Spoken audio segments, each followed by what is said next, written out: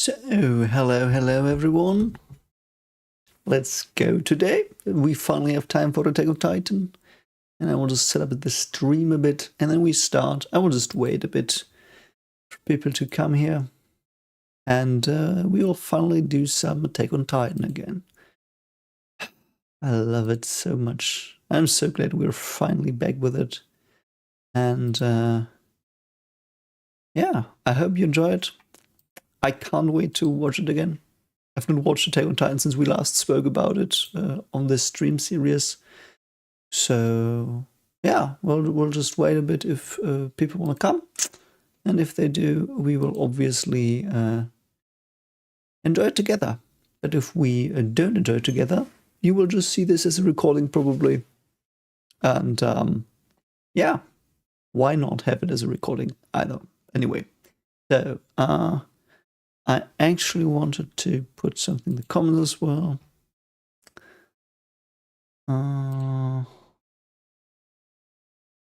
Where is it? Where is it? Where is it? Ah, people already arrive. Hello, everyone. Got the good old birds back for the freedom that we all want by killing the world. Brilliant stuff. So I forgot how effed up Aaron's stuff was. So, but we're not there yet. Currently, Aaron is our hero. He will forever save us from the Titans. He will be Pirate King. No, he won't be Pirate King. He won't protect his family. He just wants to squish some Titans. Let's see if he does. But we already know the answer to that question. So, yeah, I'm stalling a bit. I'll just wait for some people to come. Hi, my hero. Yeah, you're right on time. Very, very right on time. So, hope you're ready for some Attack on Titan. It's been long coming. Now it's here. It's gonna be a whooper, and I can't wait. I really can't wait. Okay, so everything's ready. We can. Oh yeah, no. I need the chat in the other window. So today we start with episode 4, because that's the one we stopped at half a year ago. Man, I would love to do this so much more often. Never have the time. Today my children are not here, so we will... Oh, it stopped. For me, the stream just stopped. I do hope it's only me, though. Hope it's only me.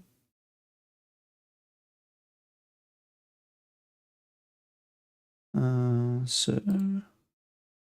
It's the channel, okay. No, I have not seen the new ending. I mean, we could watch that as well, but I don't know. We will probably watch it at the end of this stream.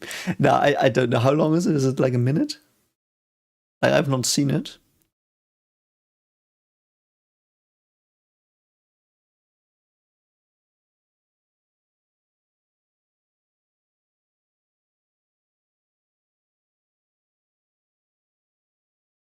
So we are currently episode 4. We've got constipated Armin. I think it's the evaluation of his training. But yeah, we will just wait a bit. We'll not yet start the rewatch.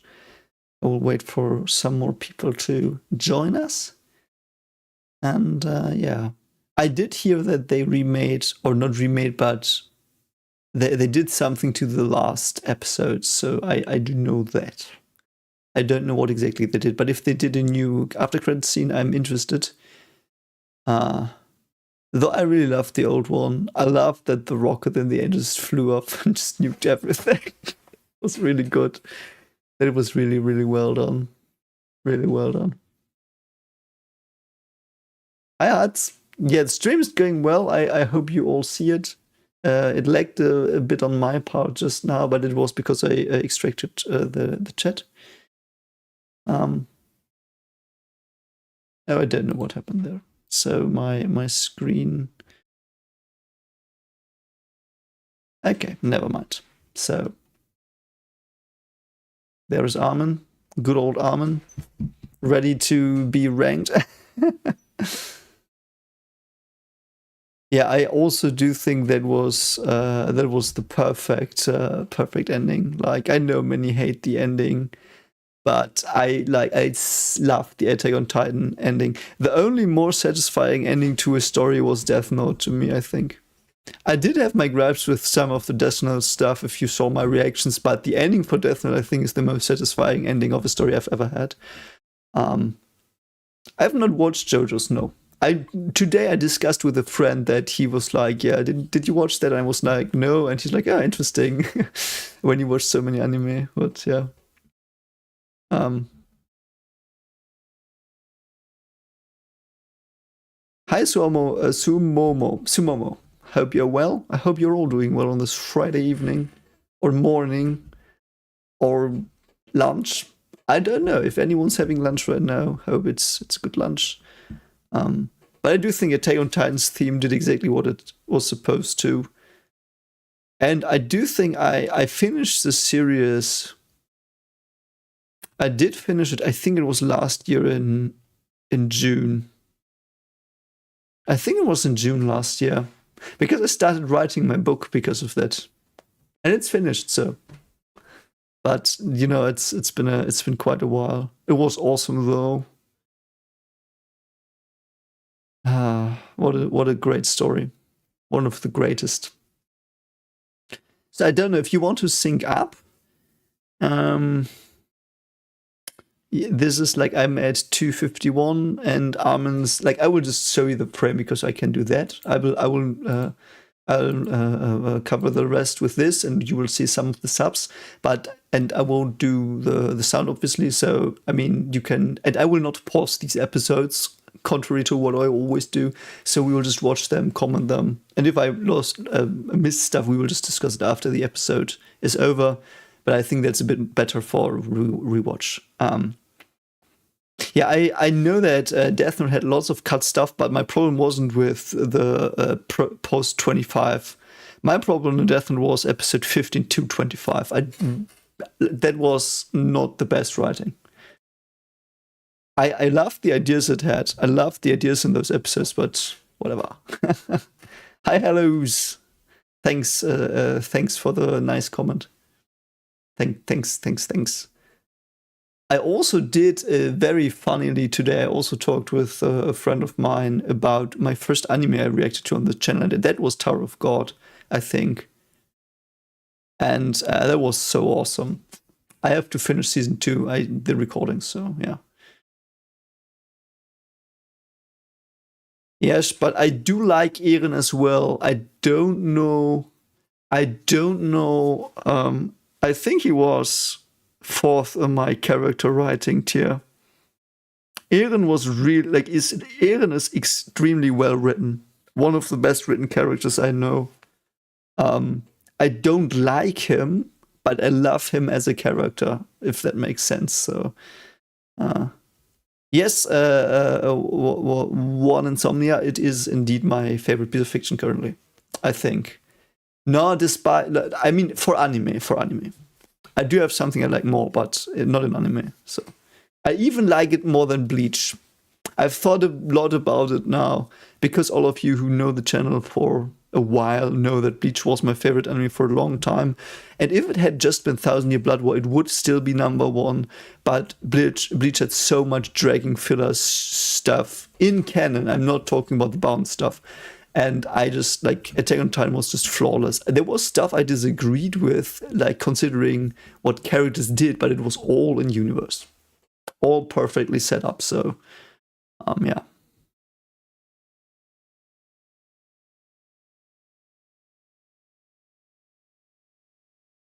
I do have to say, though, we will see what happens when I finished Monster and Evangelion. Monster and Evangelion are currently flawless to me where I'm at. I mean, Monster, I'm at like episode 30, and Evangelion, I'm at 15. I plan on finishing Evangelion tomorrow. Like, or at least almost finishing it, so... Wives, I've not watched One Piece in One Piece. I did watch some episodes when I was like 12, and I did watch the live action, and I have a reaction of that on the channel where you see what I know, but other than that, no. So yeah, my favorite piece of fiction is The Fountain. So it's a movie by Darren Aronofsky. It is that is the movie that moved, like the piece of fiction that moved me most, I do think. And there were some pieces of fiction that moved me a lot, but The Fountain moved me the most. And it was actually, now in hindsight, even more devastating because it's about cancer, like a loved one dying from cancer, and my best friend did die of cancer in New Year's Eve. So I mean, it makes it even worse for me, to like even more visceral, because you know, it hits close to home, and we both loved that movie, which even, you know. Yeah, I will watch End of Evangelion. I will try to somehow get the director's cut episodes. Yeah.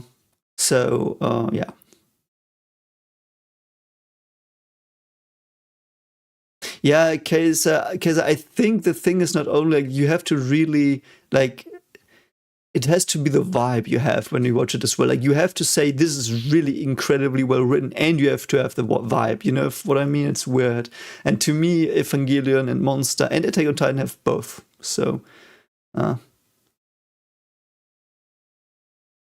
I don't know the Attack on Titan characters. I have to say my favorite characters are not those you named solely. Like, I, for example, love Sasha's gravestone. You all know how much I love Sasha's gravestone.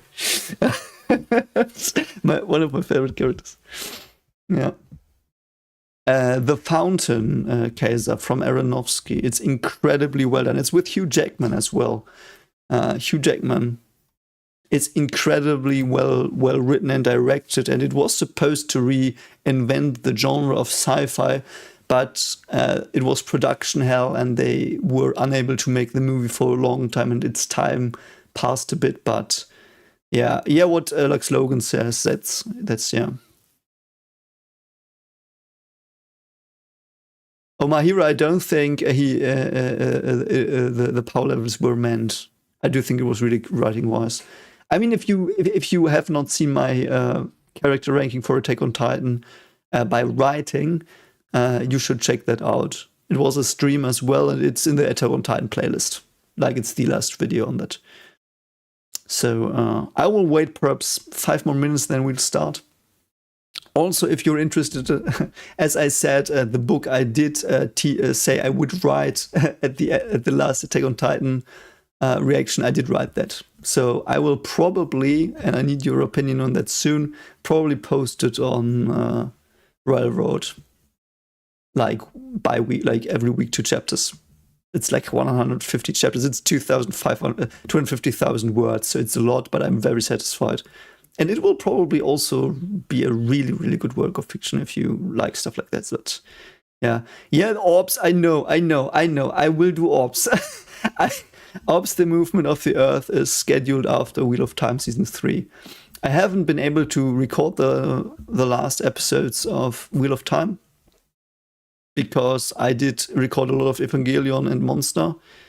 But yeah, I do have 4 more episodes of Wheel of Time. And I do then plan on doing Orbs each Saturday. So yeah, Reiner I love Reiner as well. I love that Reiner, because Reiner was the one that killed all the people inside the walls that died effectively by his actions.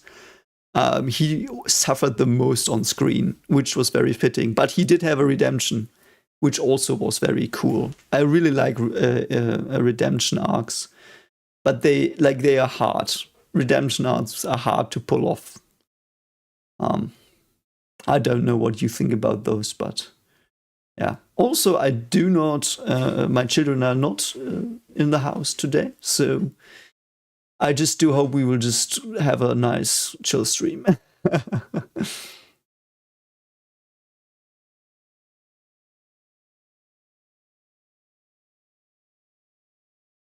Yeah, Sanderson, I've not read Sanderson as well.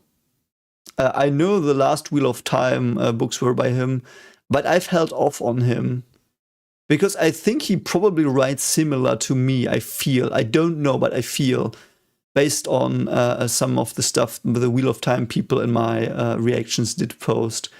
So I don't want to copy anything, you know. So I did not read Sanderson, but I will probably read Sanderson down the line when I found my own story voice and stuff enough to not be influenced by stuff. So, you know. So for anyone who wants to sync up,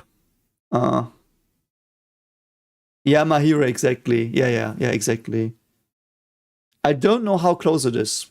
I mean, you can tell me the first two chapters are on Patreon for free. Like everyone can just go there and read them. Like it's like I just didn't know where to upload them. Like you can just go there and start. Like I do think in 3 weeks I will start posting them, and then you can all tell me. I hope you will tell me what you thought, even if you thought they were shit. But I kind of need people to read them because I think they're cool. Yes, I've read A Song of Ice and Fire. I do have some vibes of that in the book I wrote as well, because I like the complexity there. So, Kaiser, the thing is also what I discovered is that after I wrote stuff, I realized it is similar thematically to stuff. Like, for example, one of the parts in the book is a bit like Shiganshina and the Titans. It's completely different, but there are certain areas where people survive, and there are things outside that try to get them. There are no walls, literally. There are magic walls, and the things outside are not Titans, in that there are people that are changed, but it's like something evil as well, and they venture out, though they're more heroic. Like the people venturing out are really seen as heroic, like you would expect the scouts to be. So it is like, but these same ideas there in that part of the story. It's not the whole story, but it's one of the story's parts, and I realized it was a bit similar. But then in the end, if you really take a step back, this idea of we are behind something walled and there's something evil outside is a very ancient idea. Like it's basically in almost every story if you really think about it. So I think it's fine. But yeah.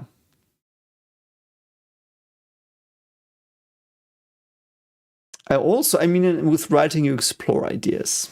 And you try to understand stuff, and I did. So yeah.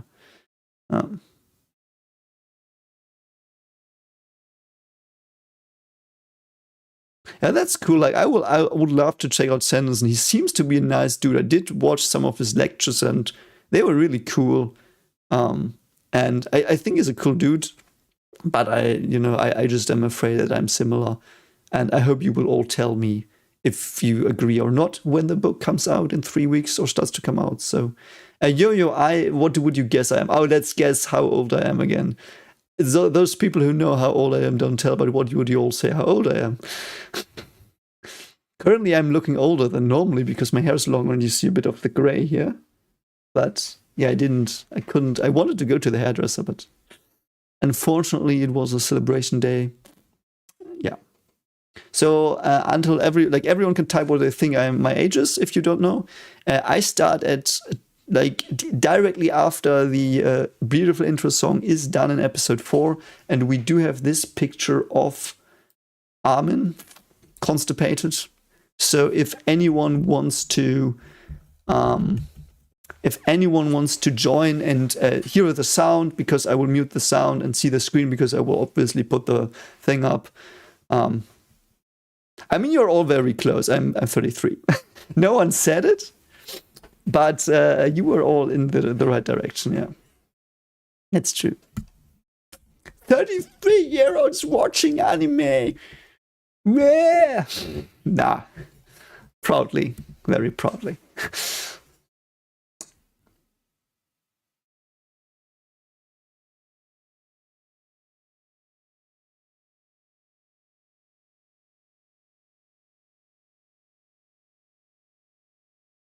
Okay, so we are slowly moving to the point where we start the episode. Is everyone ready? Do you have your copies synced up?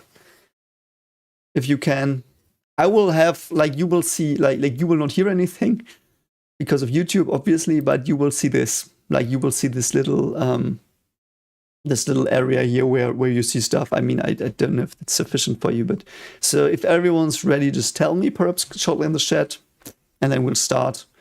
And then we'll watch the episode, marvel at it, and just enjoy it. because I'm really curious what I remember, actually. I remember most of the ending. Like, I remember season 4 extremely vividly and season 3, but 2, I don't know, and season 1 is a bit murky, so we will see how much I remember. And I will quickly get my headphones. Also, by the way, I did get my, I said that last time, but I did get my capture card, so I will probably very soon try to stream some Outer Wilds. And I want to play Undertale, so we will see if that somehow fits into the schedule that I don't have. So whatever.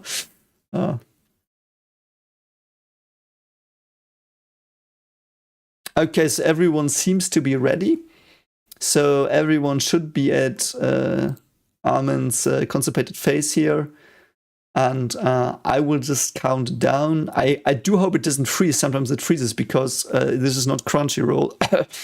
Because Crunchyroll doesn't have season 1 in Germany. So I'll just hope that it works for all of you. So I will now start counting down and be ready to stop it again if this fucks up, this version. But so everyone ready? 3, cross fingers. 3, 2, 1, go. It works. Ooh, Keith. Hello, good old Keith. Man, I love Keith so much. Ah, God, it's so good to watch this again. No, Rainer. Rainer in not warrior mode. Oh.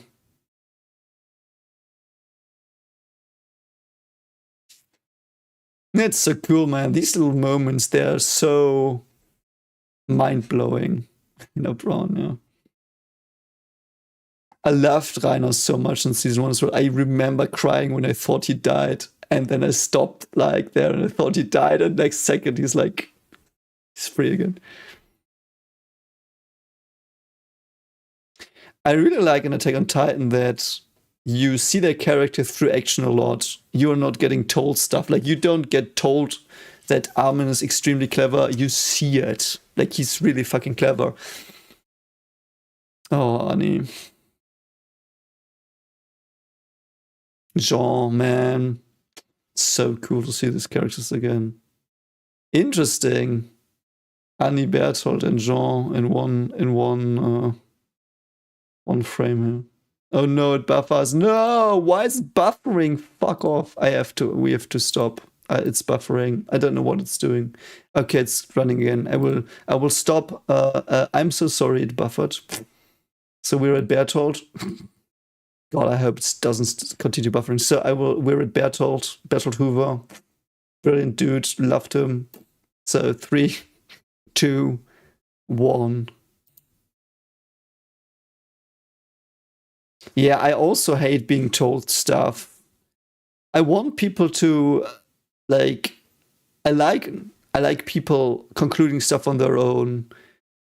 Oh my God, it's still buffering again. I do think I have to switch the weird version it's having. I really hate that this is not consistently doing it. You know what we could do? We could do something really stupid. I will stop at one moment. We could go to YouTube and I will... no, I'm so...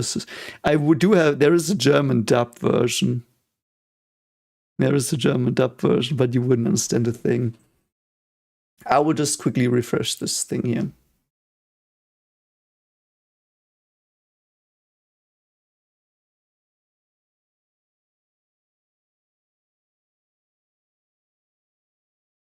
Okay, so we will try it again, because why not? You know what I'm gonna do? Let's do it like this. So you could also watch along but see some stuff. But it isn't, yeah. So yeah, my hero, I do have, I have Crunchyroll, they don't have it. So we have this. Do you want me to see if there is, yeah, I don't know. The German dub is on YouTube till episode 6, yeah, it is. It is for free. So we will just start with Jean here again. I will just hope it works. So we will just do it. 3, 2, 1.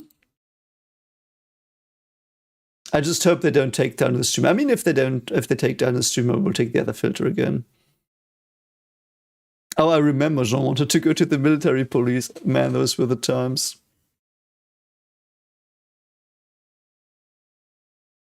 Ah, Connie. I like that they had some. Oh, Sasha, man. I like that they had some Connie stuff in the last episodes, but he was really underserved a bit. Hi Israel, hope you're having some fun today. Also, it's so wild to think, and we talked about this last stream, I remember, but it's like there are 100 Titans. That's their problem, 100 Titans. If they kill them, they're fine. It's so stupid if you think about it. But here it feels like there's infinite Titans outside. It's just like 100 on the doorstep.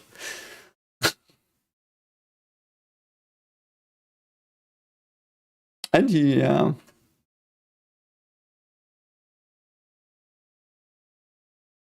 Does he get another line from Keith here? No. Okay. Oh god, I thought it froze again. It didn't. Didn't freeze. Very good. Oh, hand to hand. And again, Rainer lost to Ehren, as he always does. Like, I think Ehren won every time we fought Rainer. There's also not a single time when Rainer won against Ehren, I think. And if I'm incorrect, correct me, but yeah.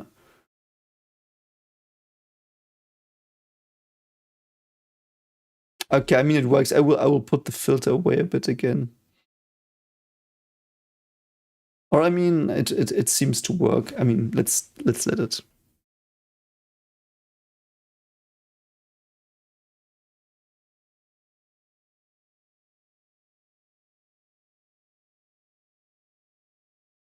I love that because Rainer is trained in hand-to-hand combat already by Zeke, I think. You know.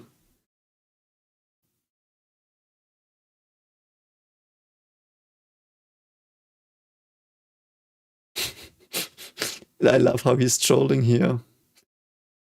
Is he doing this because he wants to get back at Annie and Ehren? Like either Annie wins, so Ehren's like he's made fun of Ehren a bit, or Ehren wins and he's like for the stuff in episode 4 of season 4. I don't know. Man, Annie's such a badass. I think Annie's arc is one of the best though. She was a bit fridged, literally, in an ice cube, but, I mean... and that stance. I mean, like, now if you know it, you already see the female Titan here. That's so funny. It's so stupid, and I didn't get it for so long. Oh, man. Didn't get it for so long.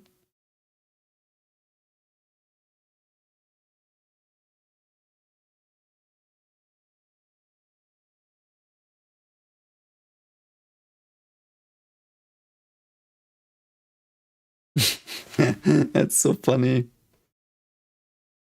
Though, is it wise that she uses Marlene techniques here to teach him that?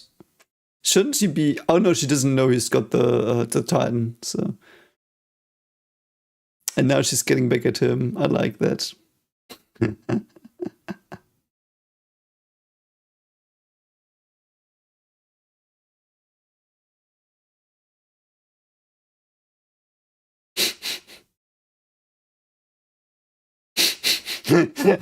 It's just so funny, man. Like, Rainer had no chance against her.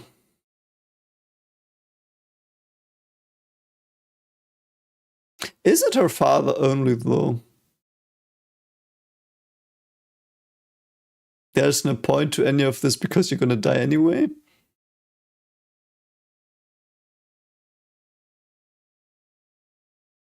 Sean slacking off. That's funny.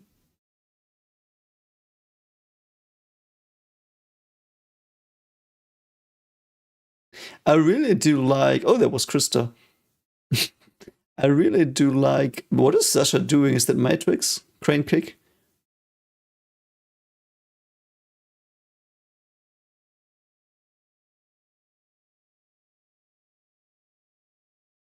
Yes, Maelstrom, we're doing this live.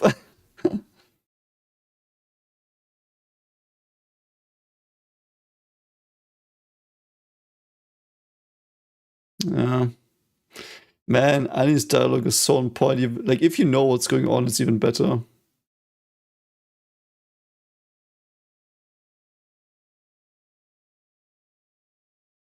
Oh my god, the dialogue is so fucking good. What the fuck, man? The foreshadowing, if you know. Oh my fucking god, man.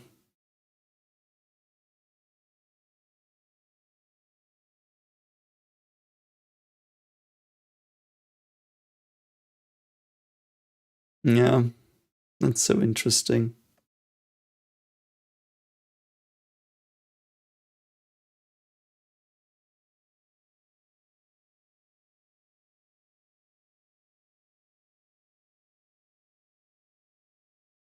Oh, is this the one where Jean's like slouching off and is falling for Mikasa?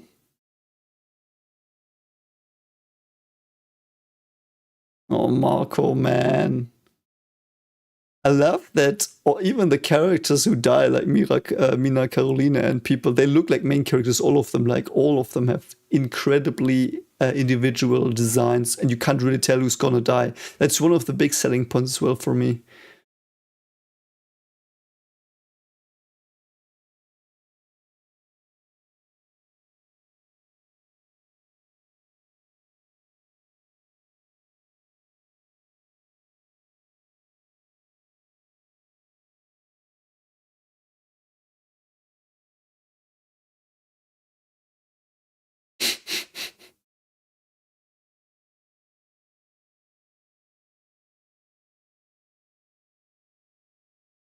It is a weird system. I do love how it all makes sense, though, and it's so dark. It's so dark.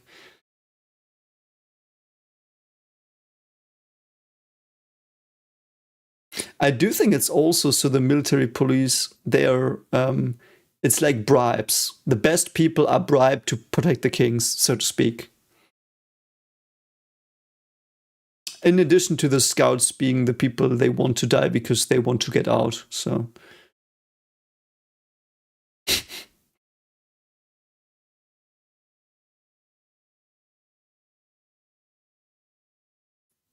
Yeah, he's one to talk.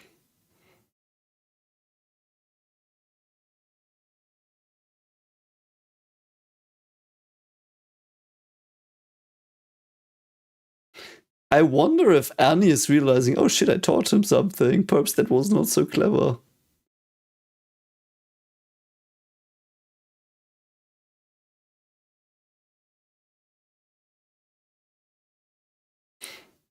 It's probably more that they think he's dangerous than they're in awe, even though they're also in awe, but.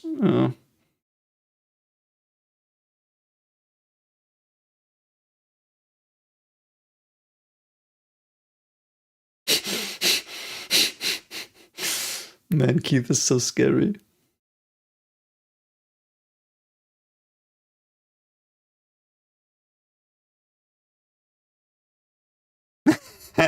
It's so mean, man. I love it.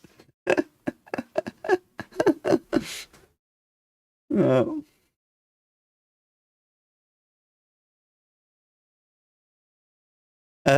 Thomas, I do think it is additionally also that they are rich then, like this like the reputation or like they get all in society they want, so they don't need to stir up trouble. Because those people who would stir up trouble go to the scouts anyway, you know? So.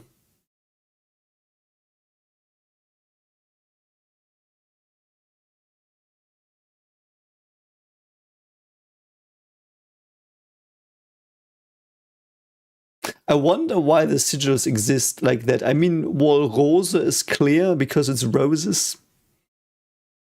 Yeah, that they are. I like that they all have character arcs. It's a bit of a trope of these are our main characters, but not too badly, I feel. So it's really cool. There they are. I also love the soundtrack. Duh, duh, duh, duh, duh. It's so cool, man. Also, Ymir should be here. We have to remember that. I wonder which place Ymir would be. I think someone told me that it was answered by the author, but Isayama is his name, I think. Or I think that was the ordering right now, but yeah.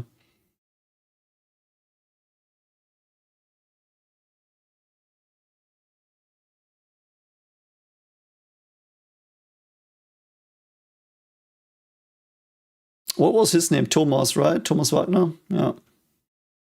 Okay, these are low-level ding-dongs we just saw, but...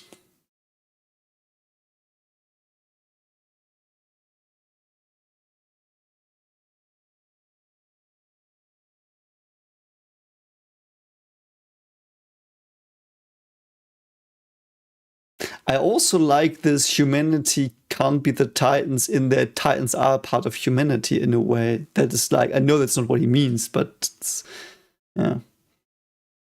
Yeah, I love Attack on Titan soundtrack. There's one character in my books where I always used Ashes of the Fire, I think it's called, to write her fight scenes. Because I love that. And I know it was overused in season 4 as fuck, but I just love Ashes of the Fire or To the Fire.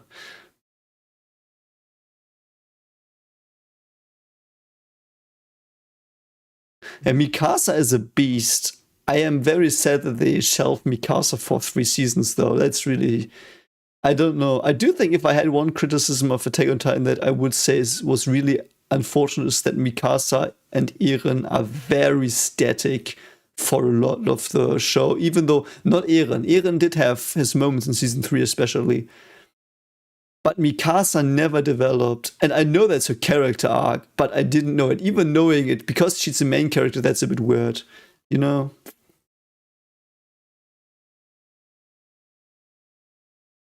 I think Thomas dies next episode. Thomas doesn't make it till next episode.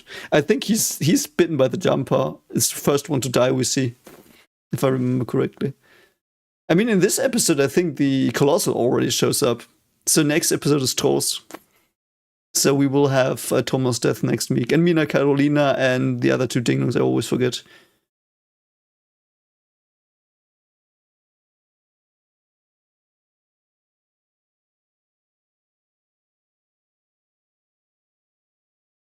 So toxic, man. I love that though.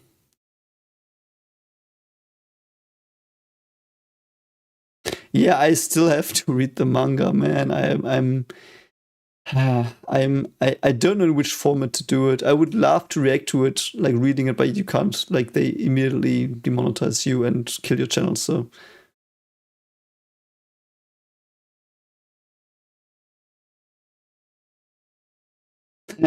Thomas, that's yeah. I'm also unsure. I do think he's written with an H in some. I mean, I think Thomas without an H is weird. Oh, Erwin! Susuma! Oh. Also, like the freckles. Oh god, Misha, shit, man, I remember that. Like the freckles girl and her boyfriend, who's gonna be half a man next episode. Oh god, man. Yeah, I love Mikasa's arc in the end. Like, when I don't have to watch it, I love it. Like, I love the idea of it. But when I watch the arc during it, it's really grating that she doesn't, like, she's really frustrating to watch, but it makes sense and it's supposed to be that way. And it's pretty clear it's supposed to be that way, but it's a very daring decision. Man, Hannes. I remember losing my shit when Hannes dies and completely shitting on the Mikasa Eren moment. I love the moment in principle now a lot because it foreshadows the ending almost 1-1. But it's like I was so fucking mad.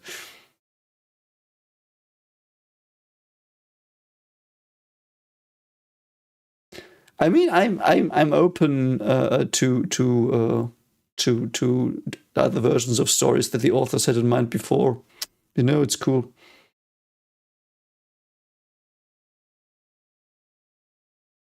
I did not watch the OVAs that weren't really canon. I think I didn't watch the John one. I watched the Annie one, which was awesome. I watched the email one, which was awesome.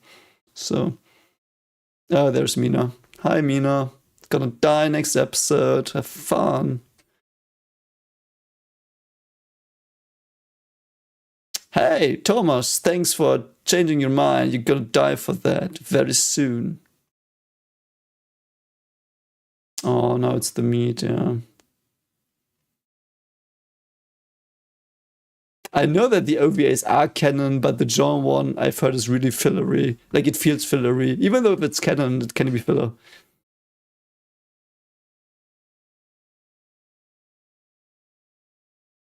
Oh yeah, the Levi one, Levi and Erwin flashback one I also watched. That was also fun.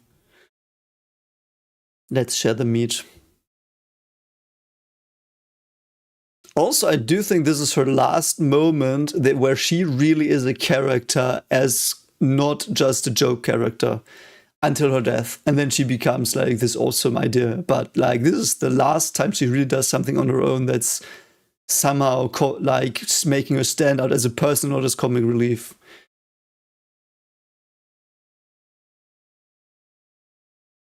I also thought for a while to read One Piece and do a video log on it, but I don't know, it's probably too much. I think I only did not watch the John one because all the others were kind of cool.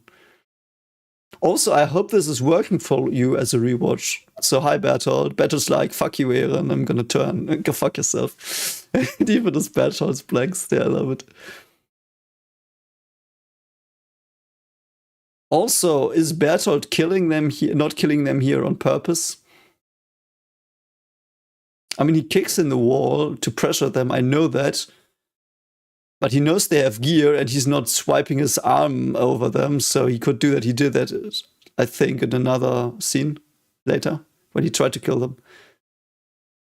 Oh, Samuel. Okay, this is the last cool thing Sasha does, I think. This was so awesome that it happened so quickly. Like, the pacing of this is so fucking awesome. Like, there's no filler ever that you feel. I never felt a filler feeling in this show. Yeah, I think he might have blown out the smoke to push them away as well from the Titans a bit. I mean, because he seems to try his best to save them, because in season 2 he says, I don't want to hurt you or something. Yeah, now we've got his motivation. Man, the soundtrack.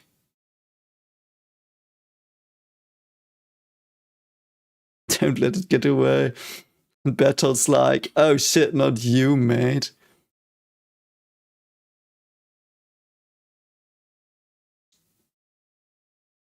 And Bertolt's like, oh, come on, Eren, I pushed you away, just fuck off, man. I tried to save you. Fuck off. I love it. Okay, that was the episode. So, I hope this format is okay for you. I can't do it differently. Like, I'm already in, like they might already take this down. I mean, we did go through it without the stream being like taken down. So I think that's a plus. But also, I want to watch the intro. Where is it there?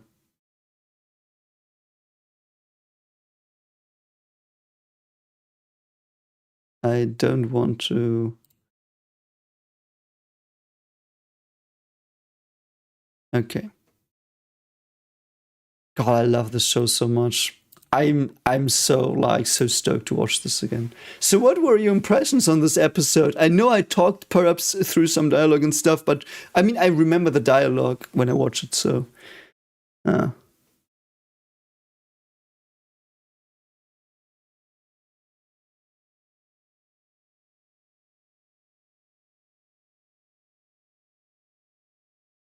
So what do you mean the VODs? Like get taken down later? I might download them then and put them on Patreon for free. Oh no, I don't. Oh, I could make a Dropbox file and put them there for free on Patreon. Like, I don't want to obviously not get money from this. Like, I don't care, but like, I want to make them accessible somehow. I've seen people stream on Twitch though whole episodes without being interrupted and stuff. I don't know how that works, and I don't think that's ethical as well. I don't think that's ethical. I think what I'm doing here is okay, like because Like, if you know what's happening, I think it's cool, but you have no sound. You barely see anything. I hope that's okay. But yeah, this one's really cool. Hi, and gentlemen, Lego Nennen. That was long name. Hope you had a great day.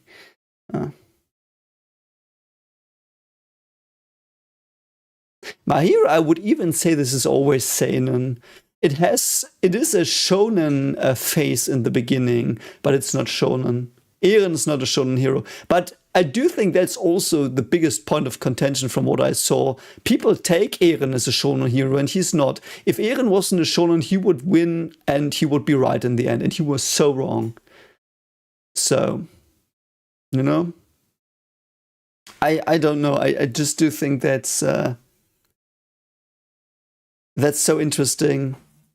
Because the shonen genre and the shonen heroes are the dreams, like the power fantasies, and Attack on Titan is the reality to that power fantasy. If you buy that there are titans and flying people, you know.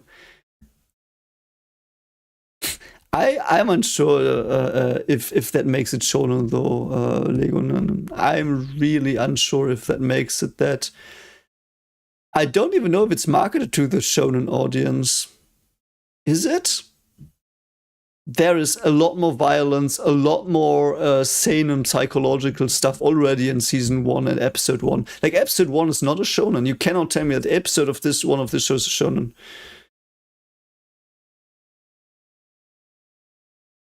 Yeah, Thomas, that's what I mean. Like, the moment Kala dies, no shonen anymore. Normally the parents die in a flashback without blood. And are not eaten and crunched and crying and begging for the children to survive. So, you know, I do think that's seinen. But yeah.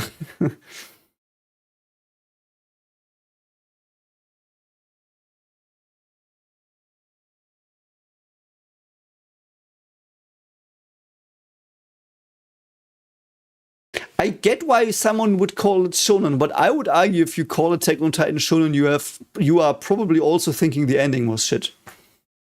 I would really love to know the correlation between that. That's something I would love to know. If someone that thinks this is shonen would disagree with the ending more, because I can see that. And if I would say this is more shonen, and I would try to read it as shonen, I get a lot of the criticisms that I read in my comments towards the show. I get them then, but it's not shonen. It's like his mother's eaten alive in front of us in episode 1. This is not shonen. You know?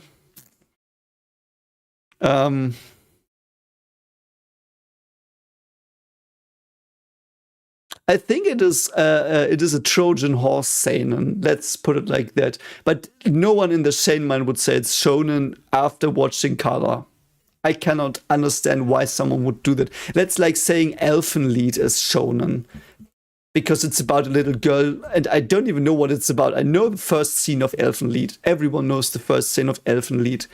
It's like this weird girl running down a corridor, completely fucking up people. And then I heard it's a school story. You wouldn't say it's shonen.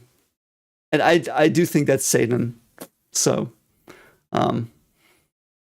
I mean, it can be Zero Lesson Shonen magazine, fine. It doesn't make it shonen.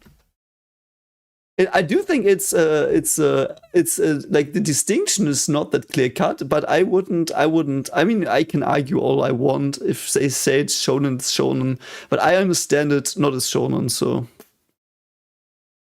I know that there's violence and gore in shonen. That's also why I would argue that Bleach 1000 Year Blood War is seinen, and Bleach from.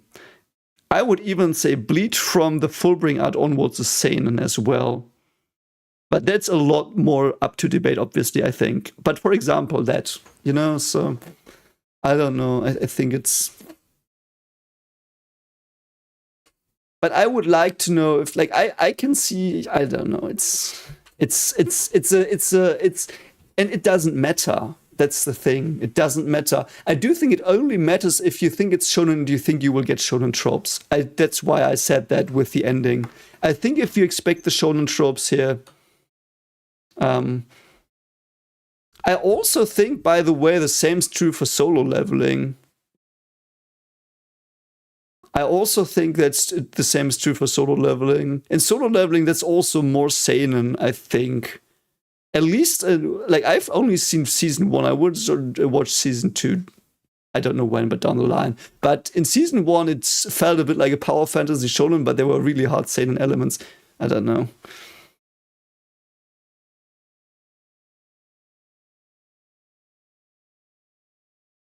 Yeah, I mean, we know. I mean, I've had my comments burn when the last episodes came out, and I was like, this is a masterpiece. I love everything about this.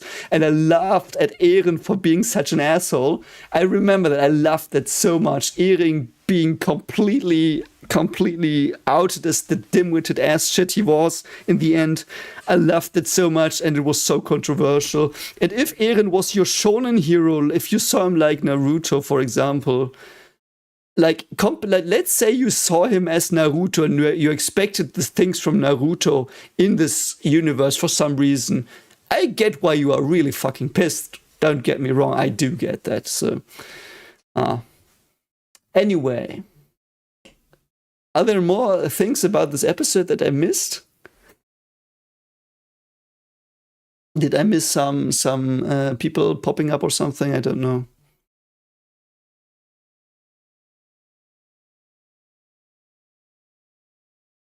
I will quickly, let's go to episode 5. Okay. And I will take a moment and get a bottle of water. So you can, in that time, look at Bertolt looking at Eren. So I'm gonna be back in a minute. Where's the camera? There. Be back in a moment.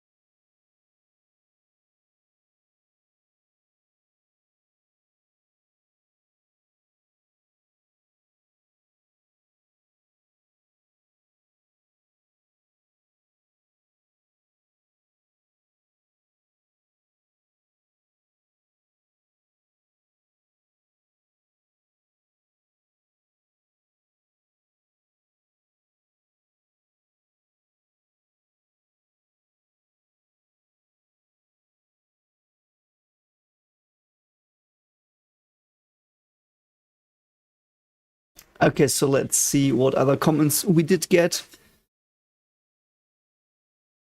Eren was, I wouldn't say he was a tragic hero, he was a tragic figure. You know what I mean?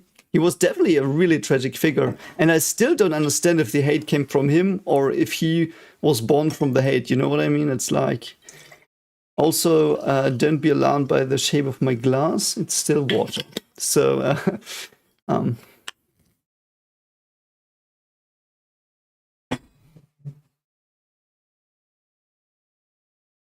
yeah, I get the fake edgy shows. I mean, there are edgy tropes. If they're in a show, I mean, it's not seinen, but I don't know.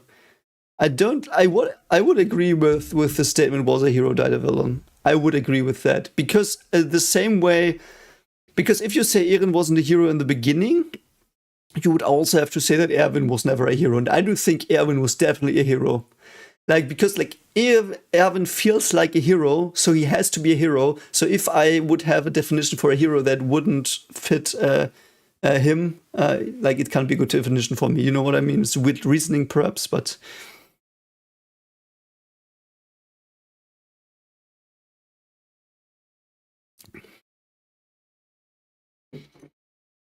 Terror and Resonance, I have not seen that. Is everybody ready? I will see, and I will play it until we start. Until we start the Jäger song. Okay, skip the Jäger song. Okay, whatever. Everything was useless. So we will start with this beautiful picture of all of them shooting up to get killed. And yeah, so it is 2:25 for me. I hope it will buffer more than this. But if it doesn't, we will just have to make due to what we have. So yeah, so I agree. Erwin's just like the definition of a hero. Levi as well. Erwin and Levi are the definitions of heroes for me. And because Erwin didn't do it for heroic purposes in the end, but selfish reasons, and he's like, I still think, you know, so.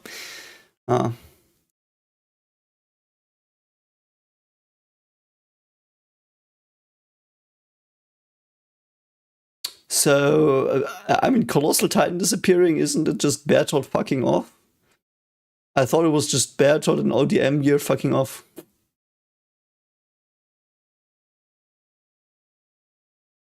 Because we also see the smoke. We've never seen the colossal body, I think. Do we see that in Shiganshina? I don't remember. Anyway, so let's start. I will start the countdown verbally. 3, 2, 1, go.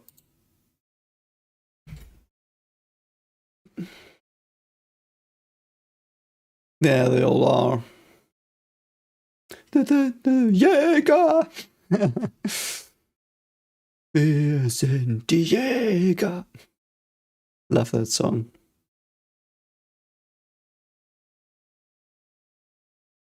So let's run.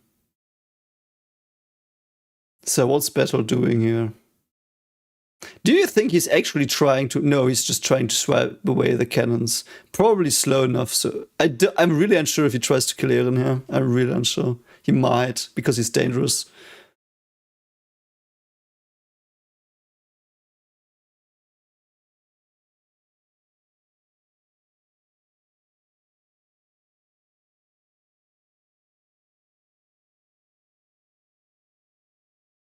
I mean, we know that the Colossal can blow off steam and then he gets smaller, so, you know.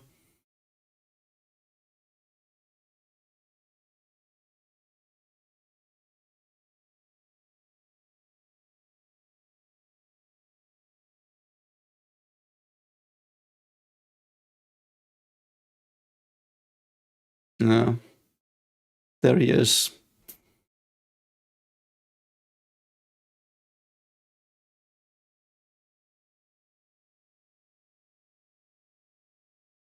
I mean, it's steaming here, so he's theoretically completely evaporating.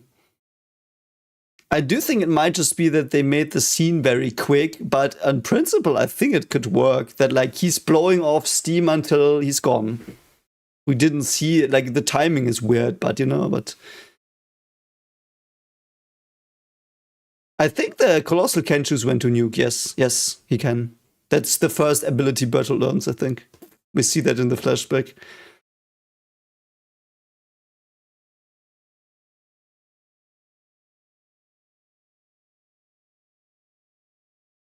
Yes, Thomas, and that's why you won't make it through the episode.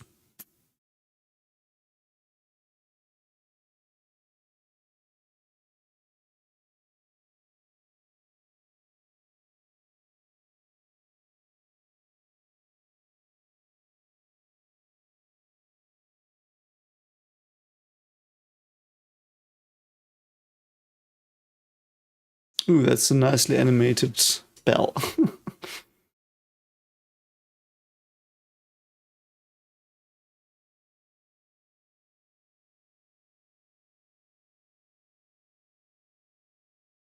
Oh, right. It's also the episode. Next episode is the one with the Mikasa flashback. This is also so funny. Like, how deep are those trenches? Wouldn't the Titans not get... Like, they don't get out there, don't they? I mean, they can't climb a wall. They can't climb those trenches if they're deep enough.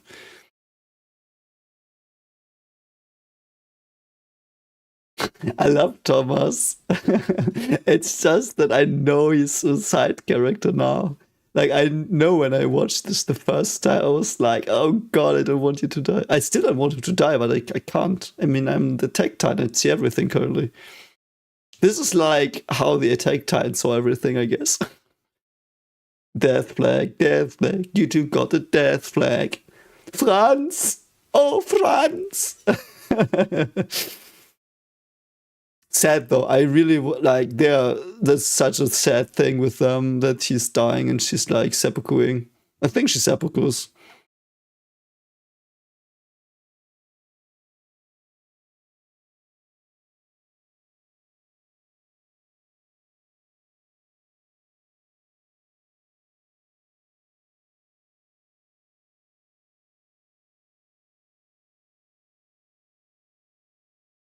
It's so nasty that they just regrow everything.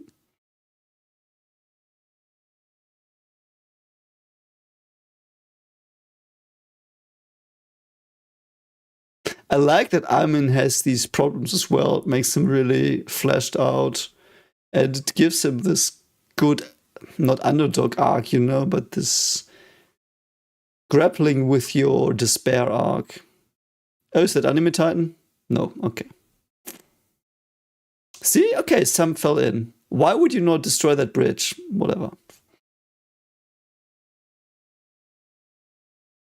Oh, we are at Lordwald. Brilliant.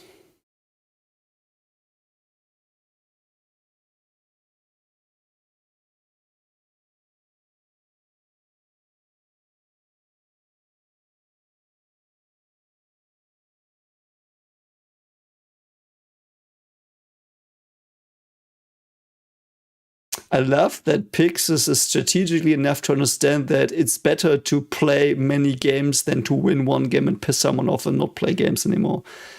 It's like politics. You have to try to let others win and be fine. Otherwise, they will not negotiate with you and stuff.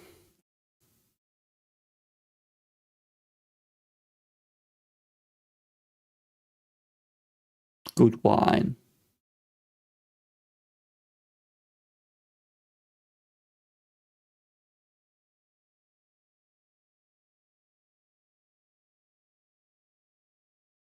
Love it, man. Pixis is so cool.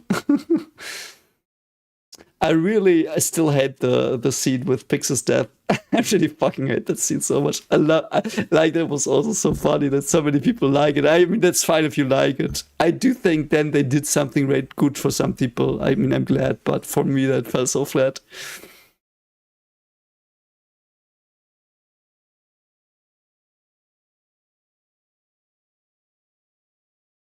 Yeah, I really don't like starting stuff without knowing everything. It's like with Harry Potter, where J.K. Rowling did tell Alan Rickman about Snape's ultimate fate in book 7 when they were at movie 4 or something. Like, sometimes you have to do that. If the story is planned through, you can do incredibly cool foreshadowing in very early scenes, though. That's really easy. But you have to plan it out before.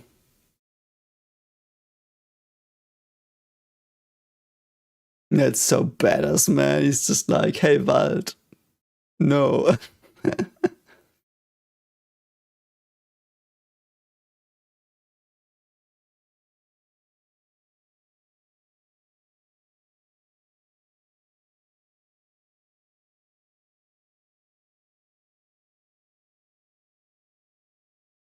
The butterfly.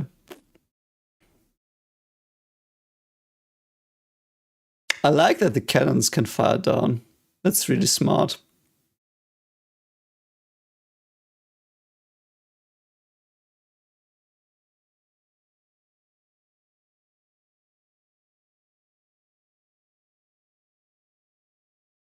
What was his name? Verman? Was that Verman? I really like Verman a lot.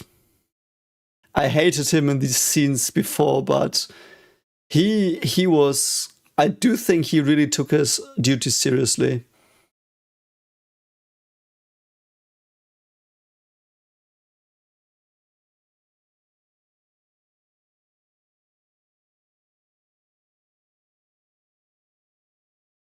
It's one of the problems, Thomas, with adapting one-to-one.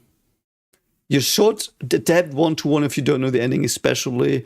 I really did dislike that though with like in Steins Gate, they really fucked up the ending in the anime because they omitted one important line, you know.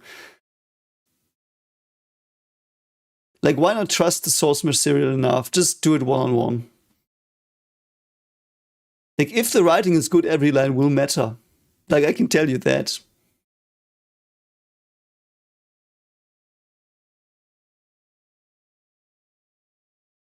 Oh my god, Samuel. I mean, Samuel makes it until he's getting shot in the face, so, I mean, still salty about Samuel's death.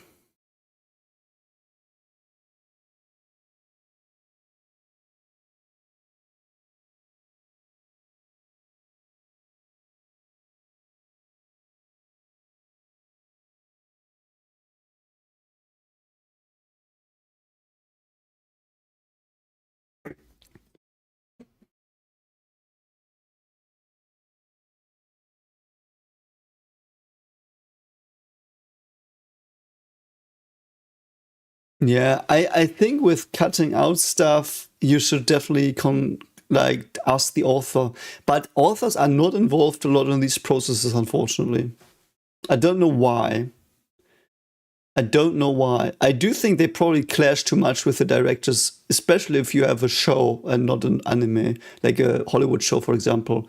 Like they shit on authors a lot, I heard. So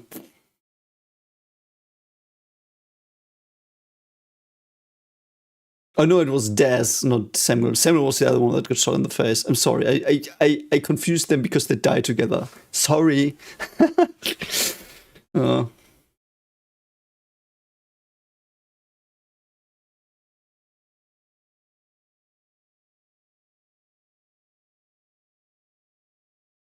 Also, by the way, Levi is the way we Germans pronounce it. A friend of ours does have a child called Levi. It's called Levi, not Levi. Levi.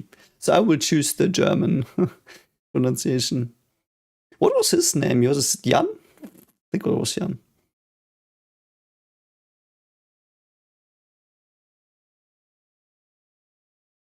Love that Mikasa is being unsure here just because of Eren and everything else is Terminator mode.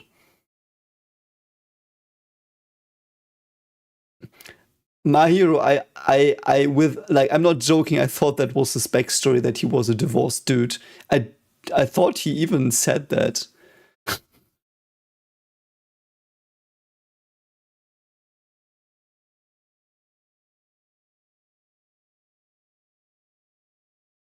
I do think I agree that they should have had Eren turn towards Mikasa a bit more, because in the ending he's like a horny teenager for her in the last, like in the brain world. That's like really weird. So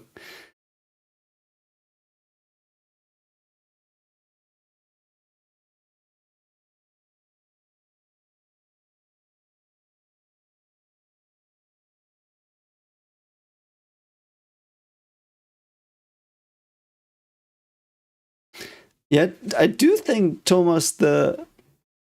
I mean, we know this, and I've like done almost like thesis on what their physiology is about. Oh, it's the Zeke. It looks like Zeke though. The Titan looks like Zeke. Zeke. I will not stop, of course, because you're watching long, perhaps, but that was a Zeke-looking Titan. Um, I think the directors often think they're more clever than the authors and understand the story better than them. I think in Hollywood, especially currently, that's incredibly prevalent that the writers think they know the stuff better than the people who created it, and it's crashing it and burning it. It's hubris. It is the hubris before the fall, and Hollywood, I do think, will fall. And it's probably going to be more Eastern stuff, like Japanese stuff, and that's going to be in the main focus. And I hope that.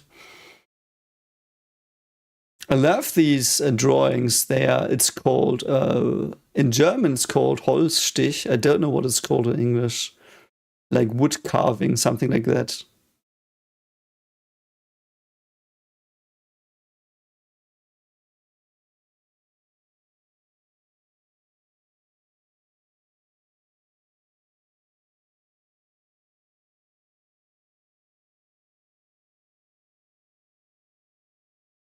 Um,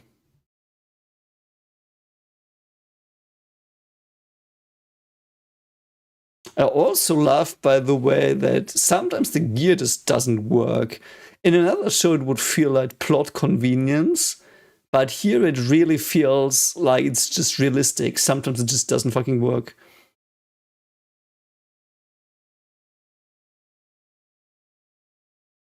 I would always argue if there's a book so successful that you adapt it, or a story or a manga, uh, if it's so successful that you can adapt it and get the money for that, just leave it as it is. Because like what the people liked was the book and what's in the book, and not your version of what's in the book. You know what I mean? It's whatever.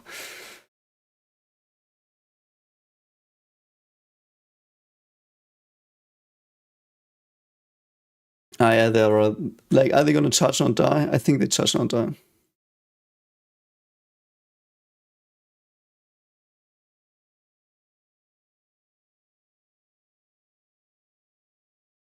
It's realistic though. I think Connie's doesn't work, or John's or Connie's work. I think it's John's. It doesn't work, and it's a good character moment like that. Oh yeah, this is Thomas by. Thomas is gonna get eaten by the Frogger. Frogger's gonna eat Thomas now. Rip Thomas. We hold our glasses to his honor. He's not dead yet, but he's gonna be, because there's a titan behind that wall. He's so nasty looking.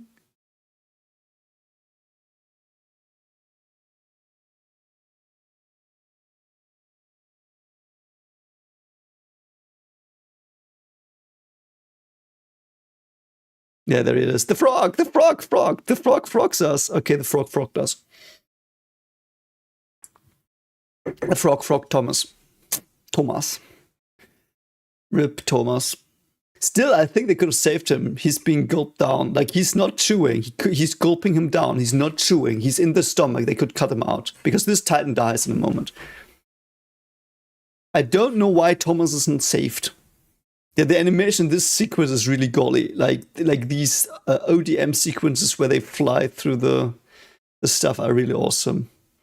Thomas Wagner, you were so great. I don't even know why I know that he's called Wagner. Yeah, Thomas got the buns, I think it's called.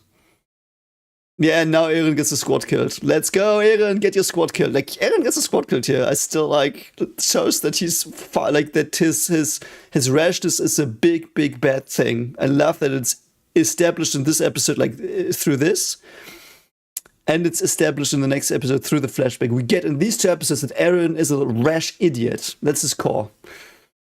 And Hate is guiding him and not making him think straight. Bye. Oh, Enemy Titan. Enemy Titan was one of the Titans with Dina, I think. I don't remember when Enemy Titan dies. Enemy Titan dies in the basement, does it? I don't know. Still, you can get Thomas out. Like, he's not dissolving. Just get him out. I love the ending of this episode. Like, I was so shocked. And you know what? If it had been Armin as the main character from now on, that would have been awesome bait and switch. Awesome as well. Ah, Charles Darwin's there. Charles Darwin Titan! You good Titan, you. I love Charles Darwin Titan. Man. And I think he was with the Restorationists. I don't remember though.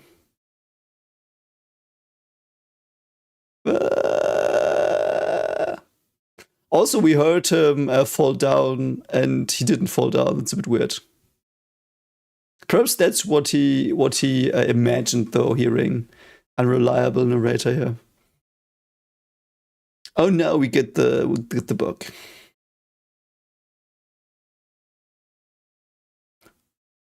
Also cool that the book still exists, because books are one of the things that can preserve the memory that the founder wipes. That's really cool.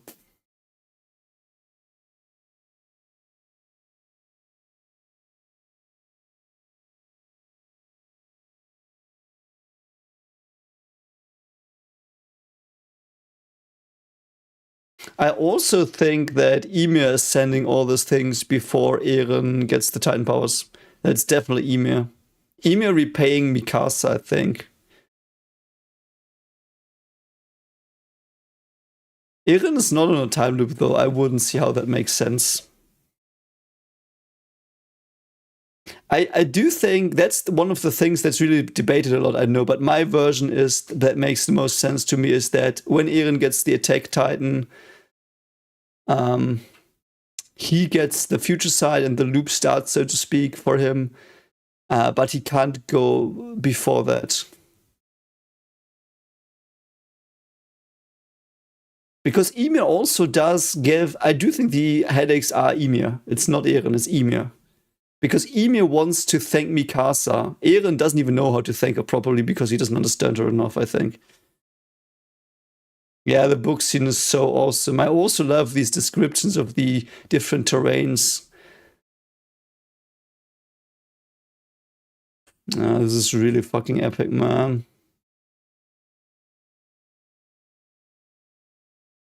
And here he leeches onto Armin's dream and not his own. Or he's already really fucking hateful here. Selfish. Love this moment, man. I remember when I watched this the first time, I was like, are you serious? Holy shit, man. And the angst is real. It's a bit like Rukia getting the pedal when Byakuya pseudo dies. Eren?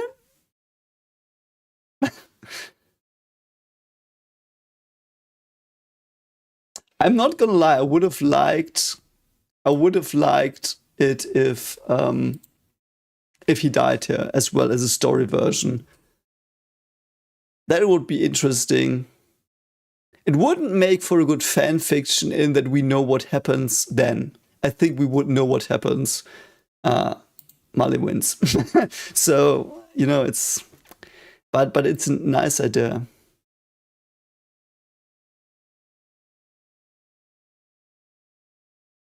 So... Oops, that was my glass. What did you think of this one? I really like this one. I think this was the craziest to watch after episode 1 when I watched it, I think. Because it was both Eren getting his team killed and everyone dying, and this feeling of everyone's disposable a bit. Even though, like, I have to admit, knowing everything now, it is a writing trick, obviously. Like, you introduce characters that look like their appearance is vaguely human, vaguely main character vibey, and they have names, and they have like little quirks, very, very small quirks, so you get a feeling of them being characters, and then you kill them off. And for the main 10, we had a lot more, save for Krista. That's why Krista's such a wild card, and I really like that.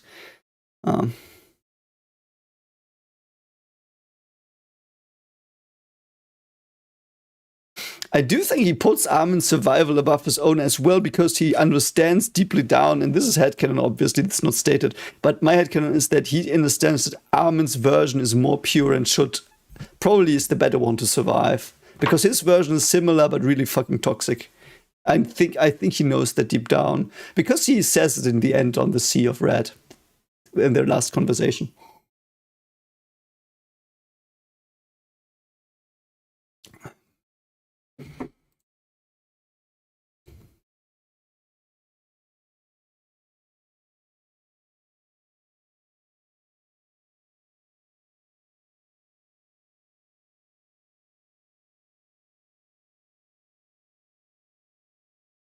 I also think this is, I agree, my hero. I think this is the episode where it is reinforced that this is not your shonen type story. Sorry to go there again. Because Eren kills everyone he was supposed to lead. He kills them all because of his character flaws. He doesn't, does he really ponder that, though? He doesn't, and that's psychopathic. Because he's a bit of a psychopath, not completely, but you know.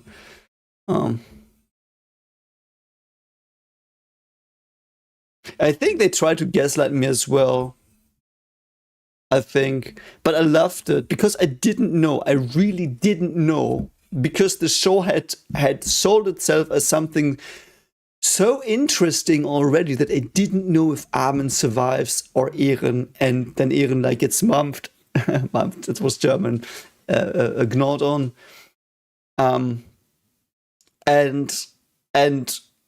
I would, because Armin has more main character vibes in that he has potential for development. Eren's just like, I'm gonna kill the Titans, let's go in. Armin has serious flaws in the episode, like the scene at the gas tanks. He's serious flaws.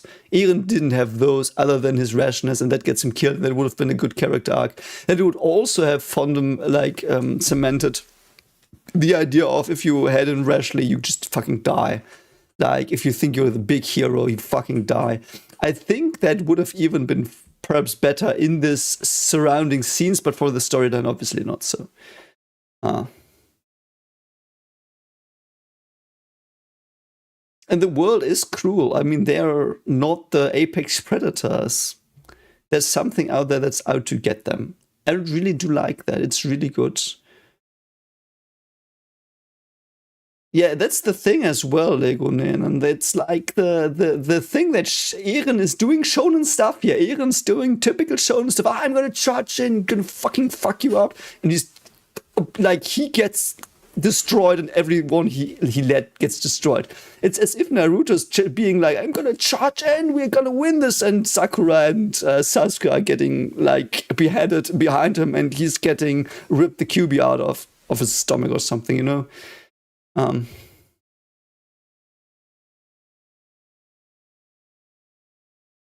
I mean, it's the same as in Goblin Slayer a bit. Goblin Slayer also has this pretty harsh start, like, holy shit, man.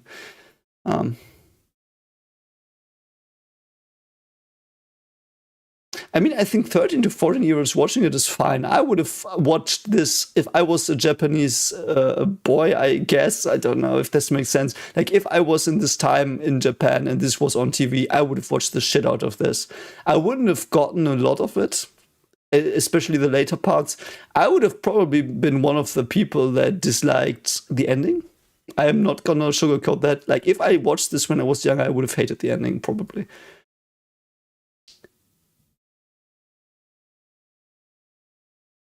I don't remember the Fego de Naruto, though. I've not watched and read Naruto in 10 years. I read it weekly with Bleach, and when it was over, I didn't watch the anime anymore because it filled everything, so. Yeah, ninja healers. Man, I really hate fucking healers and stories that are not well thought out. Really, really hate that. Don't know. If there's magic and there's healing, I don't like healing being this comforty, good, feel-good stuff. Isn't there a story, I've heard of that, I think. Did I watch an episode of that? It's really, like, ridiculous, where this dude was healing people to death. The idea was very good, but he was really nasty with it, and it was not fun to watch at all. It was really nasty stuff. But I do think that what I agree with is that healing should also have really, really dark sides, and that's not shown often enough. I really like showing dark sides of healing, if you know what I mean. So if you want to read more story, you can see some dark sides of healing. But no, I'm not sure if healers are a good thing in many situations. I don't like these never everything's good cards, because if you don't carry your scars with you, what are they worth? Like, what was it worth getting them, so to speak? I don't know. Yeah, Reader of the Healer, I think. I'm unsure if I saw it or if I saw a YouTube summary of it, because it clickbaited me into, like, clicking some weird title. But I remember it being extremely nasty and something distasteful. Really fucking distasteful. So. Anyway, so are you all ready for the next episode? I am ready. Episode 6. I think it's the Mikasa flashback. I think we are gonna have the Mikasa flashback today. Okay.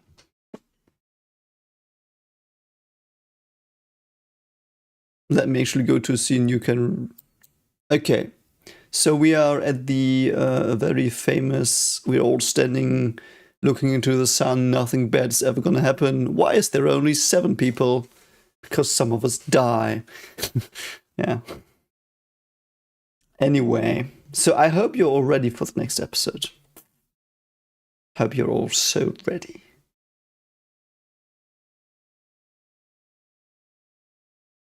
So I will do it as always. And with always, I mean the last 2 times. I will count. We will hope it won't stop buffering. Last time it worked. So do my best. So it's 1:44 for me. So yeah, Lego, then have a good whatever you do. Very nice. So 3, 2, 1, go. Okay. The world, the girl. So yeah, this is the one.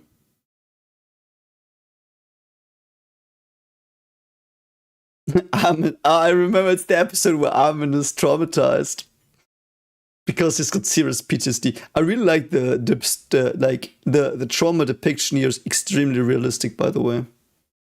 I've read a lot about PTSD for my one horror story about PTSD. and sad. And I've seen interviews and stuff, and it's really realistic what they do in this show. Really, really realistic, tragically realistic.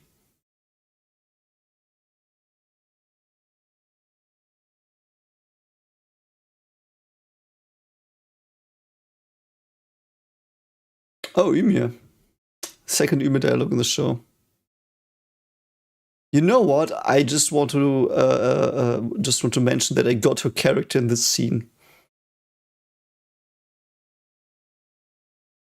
Because she's always truthful, I called that in this scene, and like latest, I think perhaps before as well. I already called her being always honest in the scene. Just want to mention that I did call that.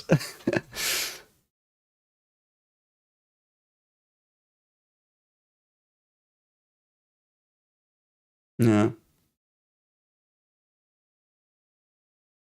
No, it's so sad though, man. The way Ymir dies is also like she's off-screened, man. I so hated that. But it fit somehow. But I couldn't believe it. I couldn't believe Ymir's off-screened after 2 seasons.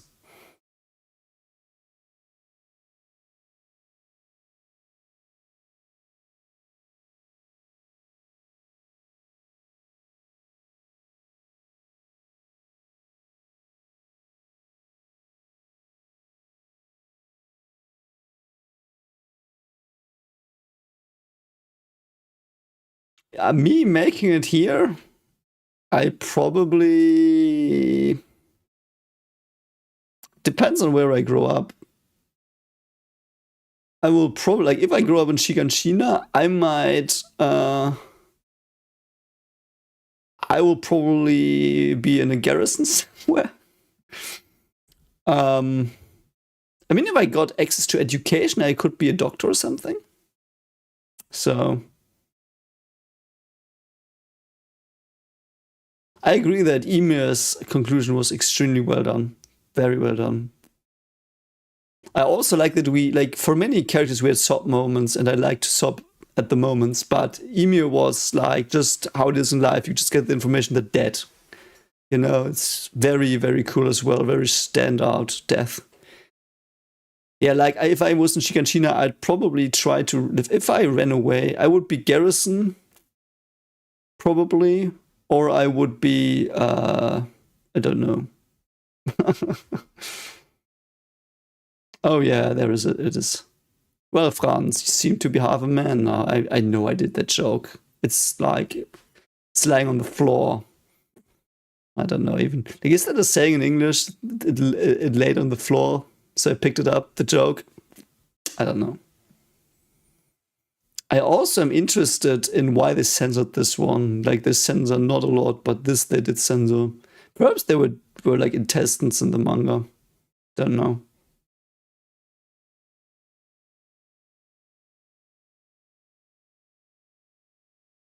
See, you don't even see it here. You can only, you know.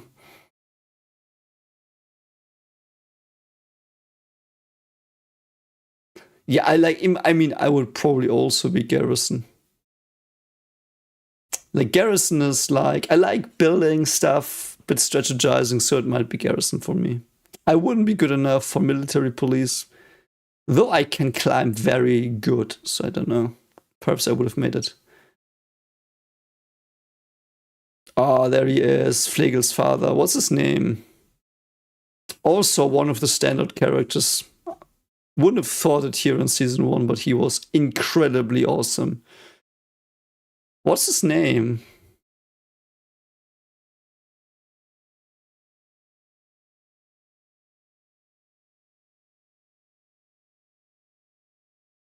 I think he also really tried to get the food into the other areas, so they did have food, by the way. And I know his dialogue is a bit asshole-ish here, but that's not what he means here, if I recall correctly. He means, like, we have to get this fucking food out of here or we will starve. I think that was his point. And he was just really fucking scared and angry, if I recall correctly, from season 3. Very nice recontextualization. Oh, there it is. Wait, the way he flies, oh my god. The way that dude flew away. Is that her father? I don't think so. Love the weird running Titan. I never understood why he runs that way. It's an abnormal though. Yeah.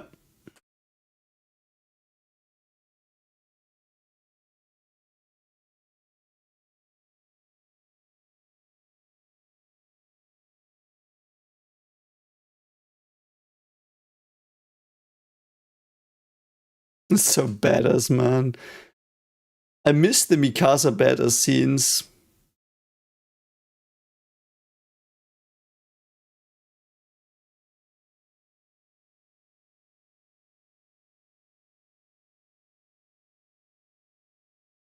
They do have entertainment, Thomas. We do have the Mikasa backstory, for example, with the OVA with the jugglers and stuff. So they've got like medieval pairs, at least.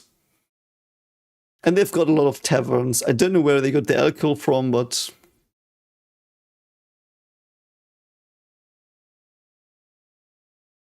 Yeah, that is true. Like, the physics would rip them apart, but I mean, it's fantasy a bit. I think it's okay. I think it's okay that they don't get their, like, legs squashed through their faces every time they land, so...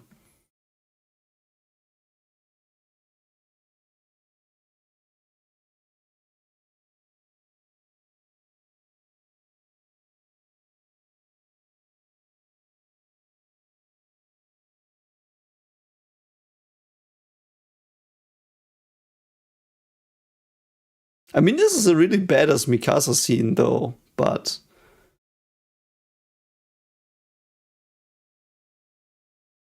Yeah, I agree that's good foreshadowing as well with a single noble sacrifice. Though I wouldn't call Eren's sacrifice noble. Hanya's was noble. Oh no, I think about it again. Oh man.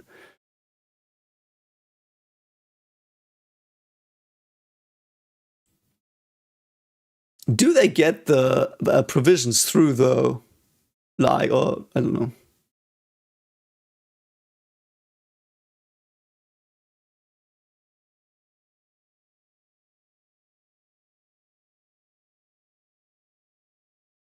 I think the thing with the landings and stuff is just rule of cool. Like, this is stuff where I'm like, rule of cool, I don't care that it makes no sense.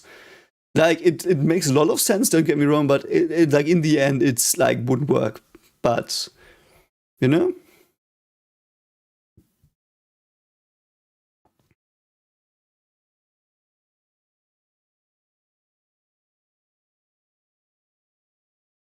It's interesting that he doesn't ask her that, because he probably just knows that everyone has this weird backstory. Like, something horrible.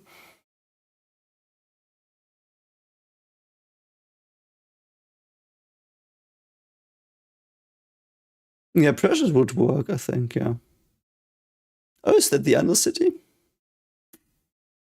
Oh, this flashback, man. Is this where they omitted her tattoo? I do think so.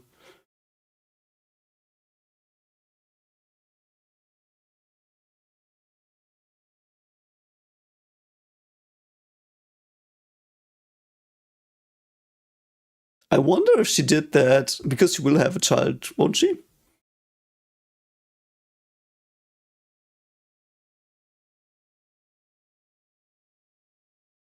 I don't know if the argument with if it would work, we would have made it already. Is that good? Because it might not work good enough. You know, it might work sometimes, but it's unreliable. And we do not have the stones with the foam, so that's also why we can't make it. Oh god, this scene, man. This is so fucked.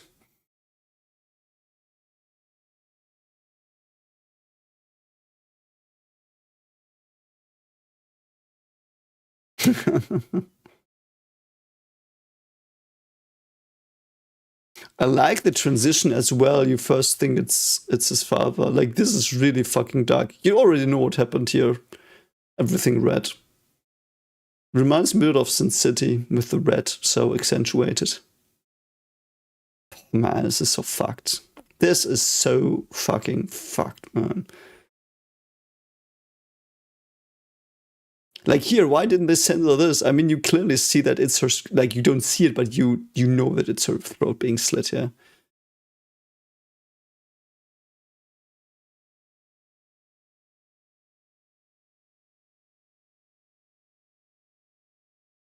And here, his hatred is back. Yeah, the grapple hooks would also destroy so much stuff, by the way, so. Do we ever find out how Eren finds her here?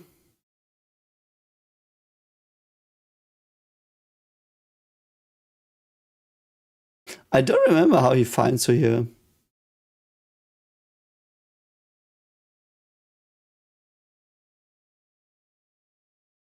Also, this stuff is really also a bit underdeveloped in the show because we only know Africa as a continent in the show.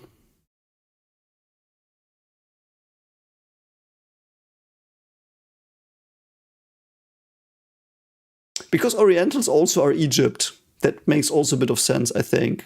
Like Egypt and more north or south in this case. But whole of Asia and Europe is not on the show. Like there could be people there too, but we don't know about them. Never play a part.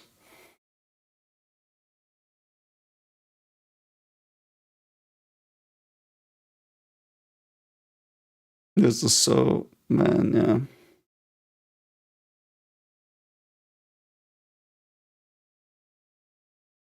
Also, bleeding out like that must be so shit. Like it must hurt, and you see your family perish next to you. Pardon, you fell into my knife.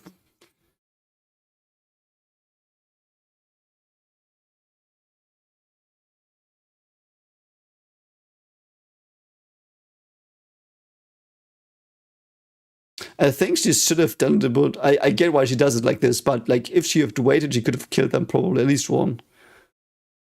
I mean, the story would have just given them one more bad guy and it would still be the same outcome, but you know what I mean. Man, this is so fucking graphic. I mean, we see her throat cut here, so I mean, what am I even complaining about it? Whatever. I am unsure, my hero, how many people there are. I don't think one of the things that the author was not perfect with numbers of people. Because the number of colossal titans in the rumbling is also really, really messy. And the logistics of that like makes no sense, but it's also one of the suspensions of disbelief. Like it's a cool theme.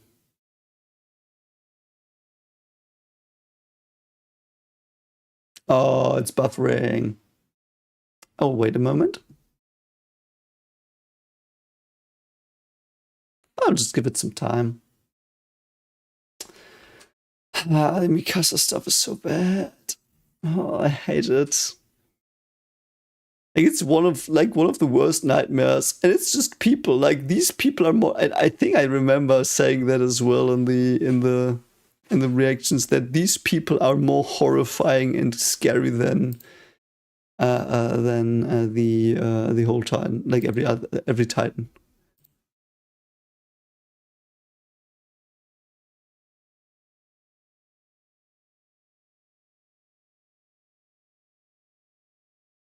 So let's say if we can get another version running, up and running.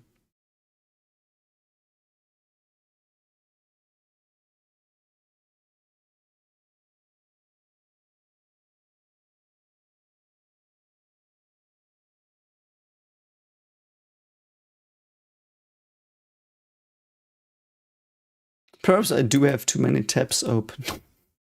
I've got many tabs open.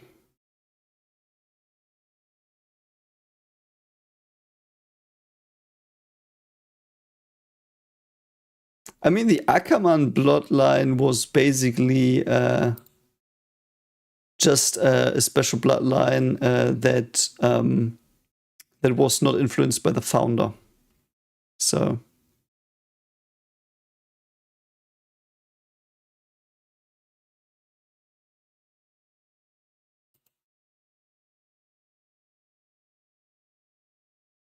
Okay, we're back. We're back. I'm sorry for that inconvenience. So we are at the scene where Mikasa, I mean, it's 1521 with me. It's the scene where Mikasa looks like this. And yeah, I will just wait a moment. And that's at least where I jump to. I think that's okay. We get the gist. I have not read the story about Livy's childhood. I just watched the OVA.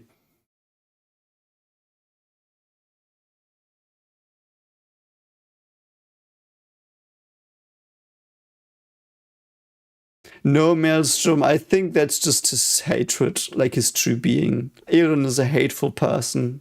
Deeply, deeply hateful person. That's his core. Like, he's a slave to hate. I still stand by that. I know we've discussed that a lot, but Eren is the slave to hatred. And he shows it here already. Because Eren's not right in the mind. This is like showing that. This scene here. And it shows you that Eren is not right in the mind. He's not a hero in this situation here. In that he kills the people like with glee. And he like the way he kills them. Like that he kills them, I would even argue is okay. But like the way he feels about it and acts about it is really, really evil.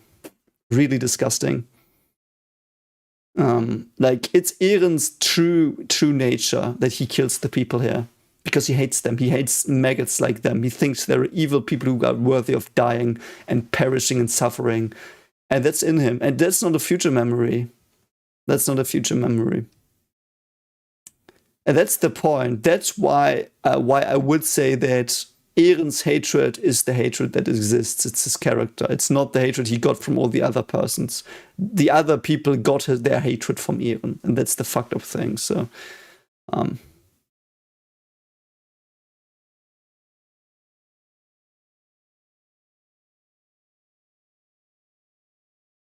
yeah, my hero, exactly that. Like Eren, that's his core character's core.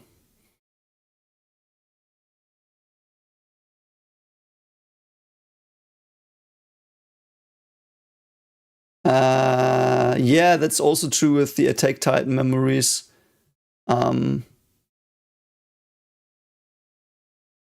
Though, did it work with Historia?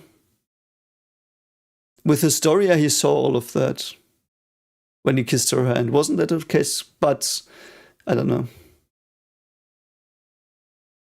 I do think Eren feels glee here. You know? Oh wait, my computer is frozen. Brilliant. I hope you still hear me. Okay. So I hope I'm still here. Yeah, so I do think he feels satisfaction, not glee. Yeah, not glee, but satisfaction. He feels real satisfaction doing this. So, oh, I'm sorry. So she says cold, so we will start there. 3, 2, 1, go. Yeah, I think we were here. Very good.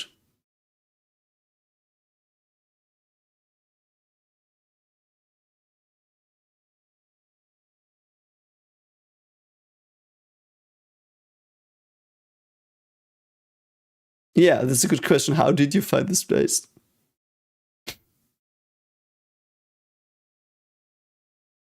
I mean, we will just have to make it through season 1. Season 2 is Crunchyroll. Like, that's no problem.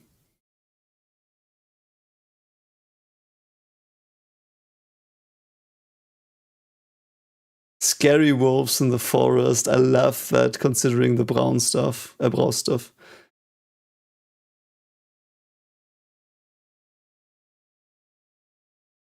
Oh, come on, man. It's buffering again.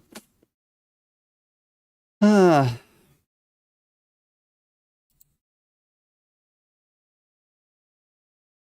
I really don't know what's up today. Perhaps I do have too many things open.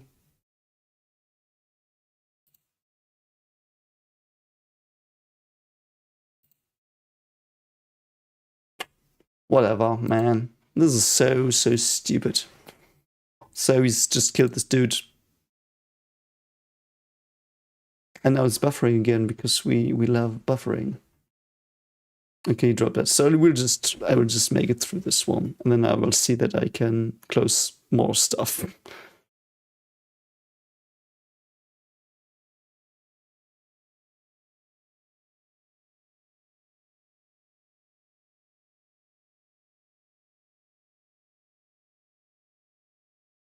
See, this is what you deserve, see? Like, it's not glee, but it's satisfaction. He knows he's doing the right thing in his mind here.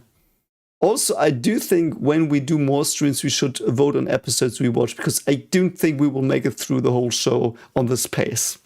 I'm just being realistic here, you know? And because the children will be back next time, like, this is the first time in 2 years that I'm alone, and they will be back next week. So, you know.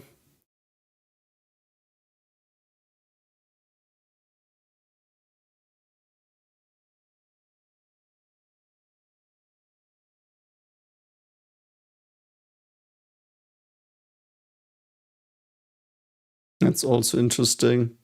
And she's also very traumatized.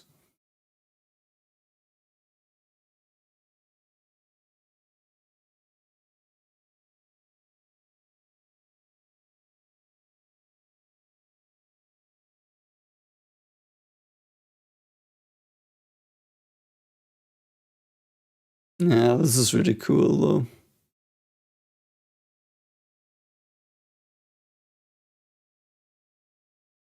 I like that she hesitates though, because I mean, taking a knife and stabbing someone, like, that takes so much like strain on your soul.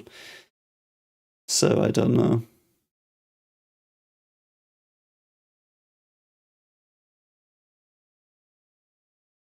Yeah. And now we've got the weird lightning stuff that I don't know about. But we will buffer first. So I think we will do Trost and then we will do the forest stuff. Because I do think between that there is some filler.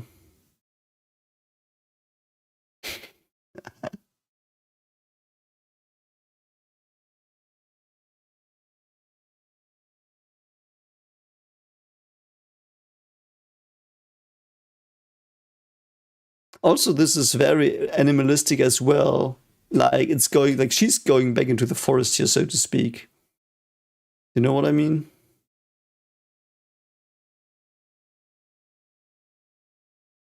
Yeah. Cruel world.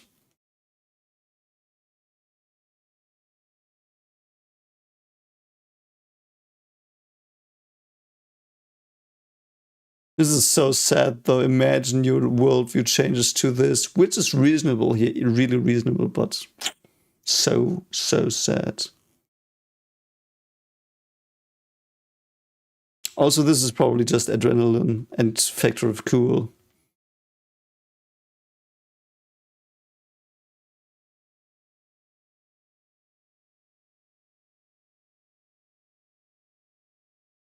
No. Rip asshole. Step through the heart from behind. No. I wouldn't fault the kids here, though.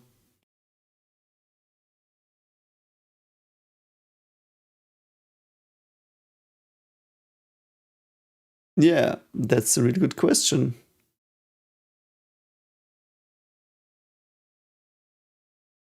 I really like that he's seeing them as animals. Like, I would see them as animals as well, but you know, it's like,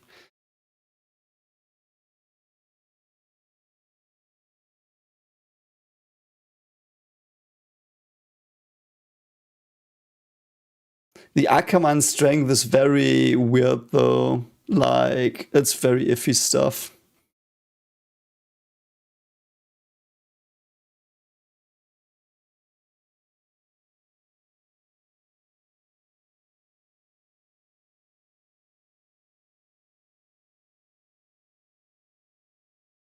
I like that this hate was birthed from his will, like his desire to save her.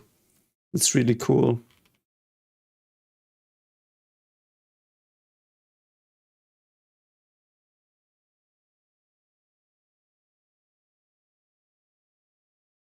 Also really cool, meaning that, like, she says, I've got no home, and like he becomes her home through the scarf. That's so cool, man.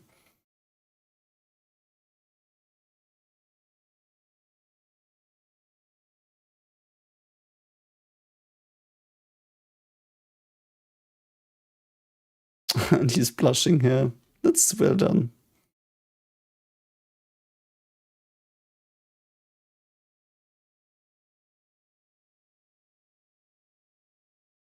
Also very kind of Grisha.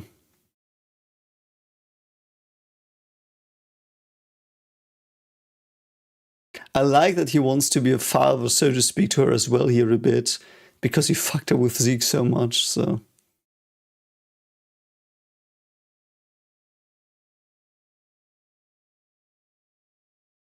Comfort can be such a big binding force.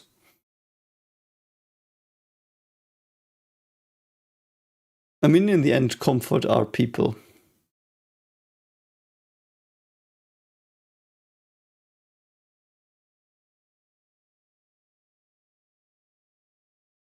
I mean, if they had let her do this for like 2 more days, they would have been rid of the Titans, so.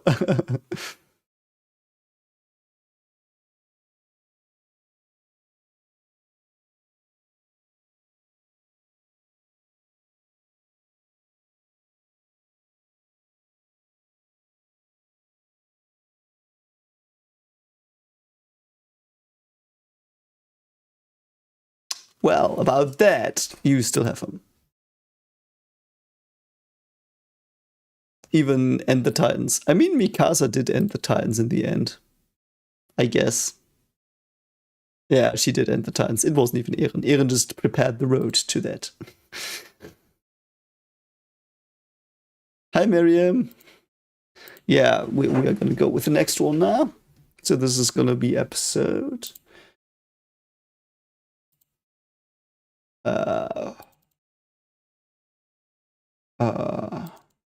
7, perhaps with Lex as well.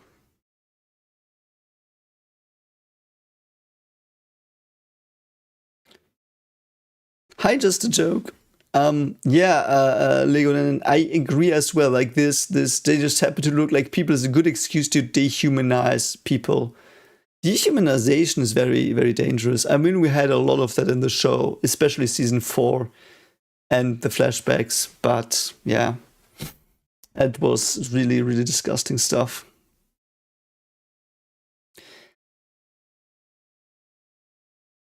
I really like that.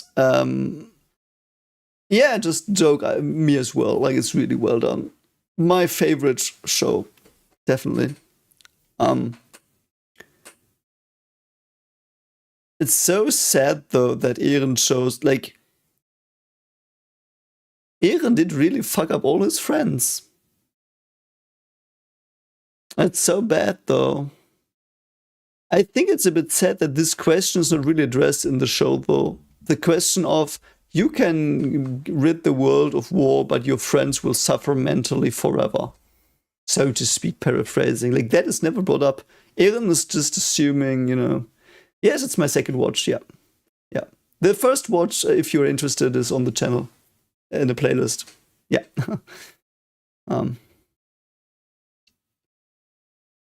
So I don't know. I do feel that's the only one like that really like not the only one, but that was one that they really missed out on because Eren always is like I did it for you, for my friends, and I was so sad when Sasha died, and then and then no one ever tells him like Hanya died because of you, Sasha died because of you. Could have saved Hanya. I still stand by that. He could have saved Hanya. Could have saved it. He didn't give a shit. And like he felt self-pity for that. So, you know, it's like and even the people that survived with heavy, heavy mental scars as outcasts of their own country, having nothing left, you know, so yeah.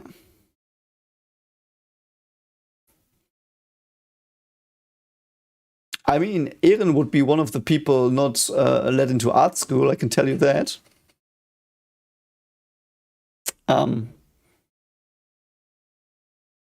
Because I do think that's a peril as well, actually. Like, the only thing is that, I mean, the other person that didn't go to art school didn't pretend he was doing it for his friends, but for his country, which is like a bit different, but it's still a very same story, so yeah. I'm glad you liked the reactions then, yeah.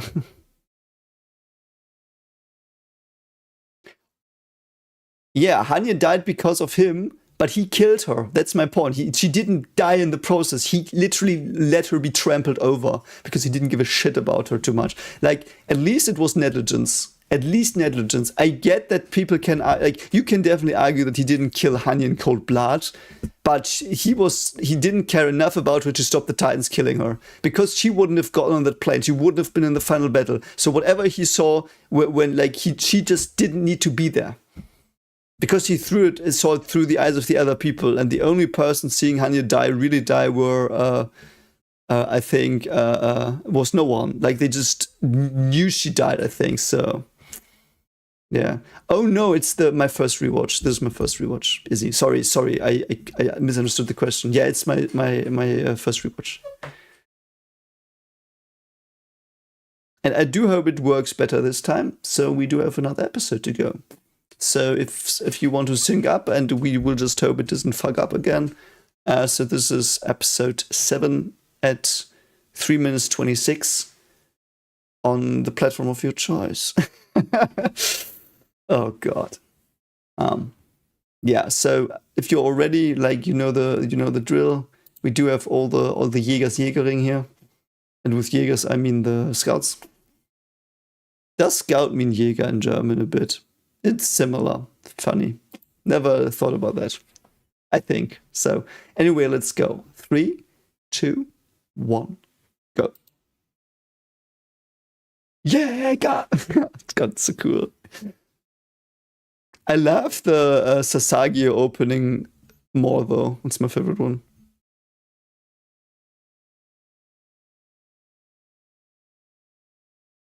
I mean, he still could have saved Hanya. Why did she have to die? It was so, like, he didn't care. He could have saved her. He could have made them go around her. Like, he just knew she wasn't in the battle. That's all he knew, I think, if I understood correctly. Yeah, night, just a joke. Good night. Like that's the point. He knew Hanya wasn't in the final battle, but I don't think he knew anything else. So he just had to stop her from getting there, and the plane had taken off. That's my argument. And it would fit. Like, it's in line with what I understand from him. So, oh, Verman.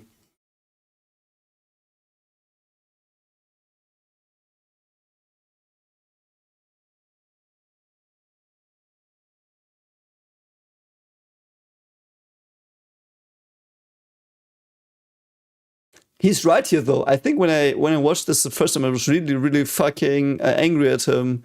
Like, I think he's so fucking angry because he knows that he's letting them die for the orders, but the orders are in place to save all of them. You know what I mean?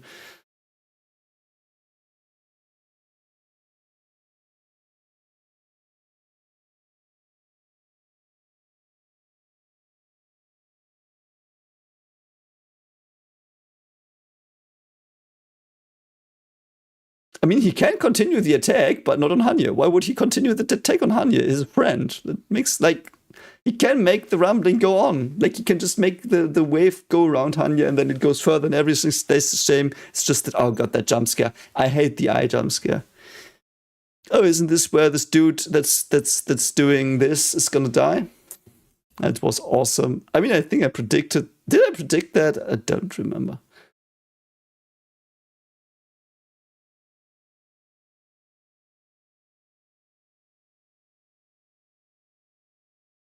That's so dark, man. It would make it even worse, though, had Eren not seen that, because then he could control the whole rumbling.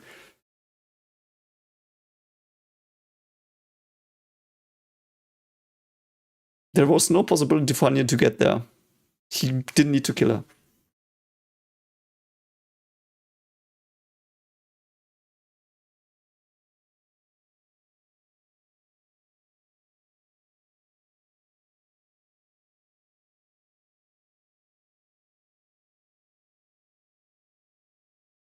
I think they did change, though. Also, he is connected to the paths. He's connected to the paths and thus to all the Mole Titans. That is true, though, Thomas. I agree. He wouldn't have made it that far. It was negligence. That's what I'm on about. It was negligence. I think it was negligence. It wasn't. That's what I said. It's that they don't murder, but it was negligence. He didn't care enough for her to save her. That's what I'm on about.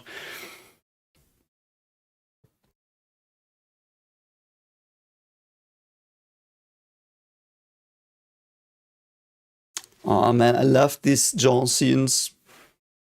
John was such a consistently well evolving character in this show. I think he was like so well written.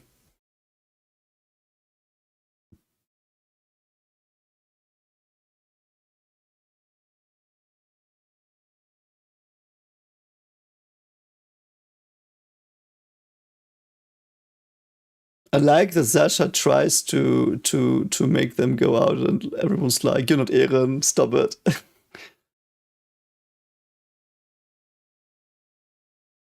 I wonder how afraid she's here.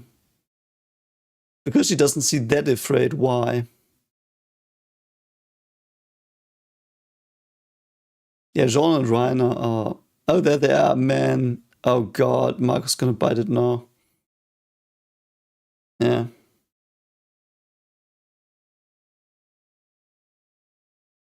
Was he talking about yeah, that's really awesome. Also them standing together here, that's so awesome. Man, Thomas. Man, Marco. God.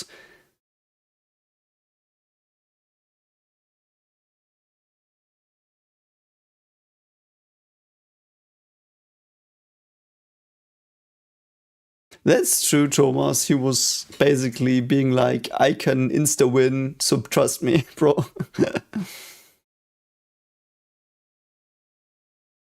Perhaps Sasha's jolly mask is also her way of coping with terror. That could also be.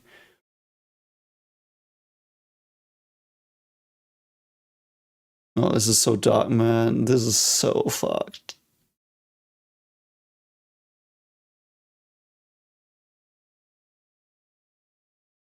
Oh god, man.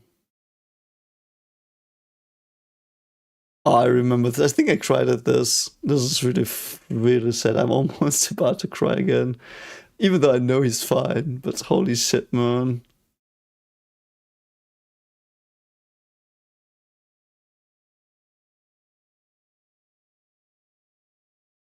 Yeah. Nak. Nak and Milius. I hope I remember them now. Nak and Milius. Probably I won't remember them. They did not have speaking roles, I think.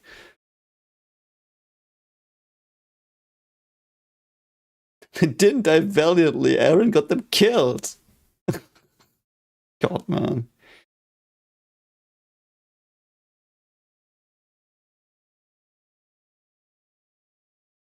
Ah, it's so dark.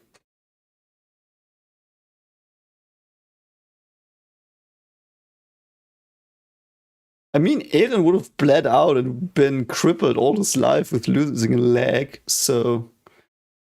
No, he wouldn't. He was already tired. I'm sorry. But you know what I mean? They don't know that yet, so. Wow, her eyes are so dead. I think because she already worked through it a bit last time with a flashback, and now she's suppressing it, and now she's gonna fuck up her guess, so.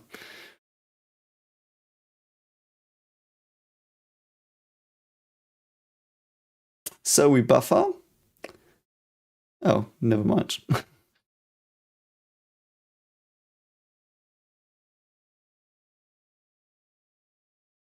I'm unsure he even had a plan. I think he just wanted to watch the world burn. Like, Eren just wanted to watch the world free of people, to be the first one to walk the, like, you know, that was his idea.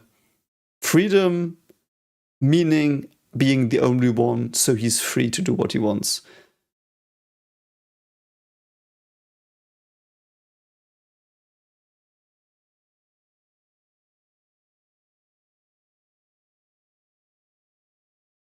I mean, she's right though here. Also, she could probably take on many titans here. Many.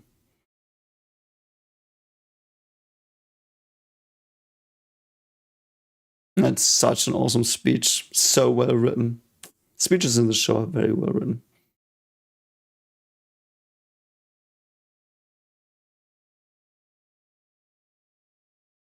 Also, Eren didn't even really need to have a plan. He knew what was going to happen with the rumbling. He at least knew that 80% are going to die. That he knew. So he knew that would always happen, and he had to do it. Or he would do it, not here to. They're so pissed. I love how Rainer's so pissed.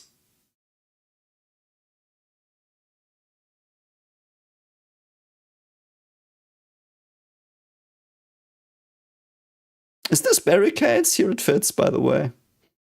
Yep, it's barricades. See, this really fits. This really fits. Barricades fits here so well. You know where it doesn't fit? When you slaughter your friends together with your enemies, then it doesn't fit. So salty about that, man. Because she's using too much gas. No. It's interesting. It's almost as if I've seen this so many times. It feels also familiar. So weird. I think it was probably because I reacted. I'm so much more invested in things when I. Oh God, yeah. I'm so much more invested in these things, even though I miss some stuff as well. But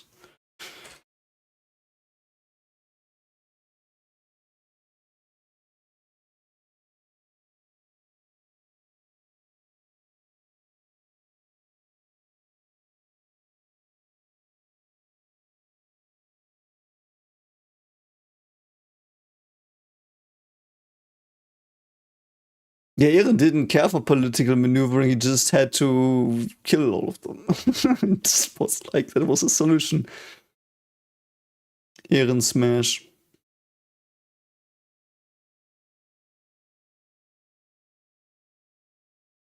That's so sad.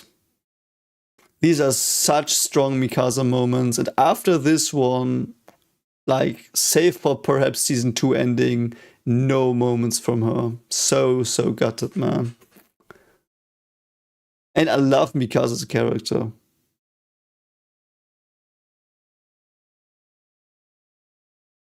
See, this is how ODM gear works. Just build it.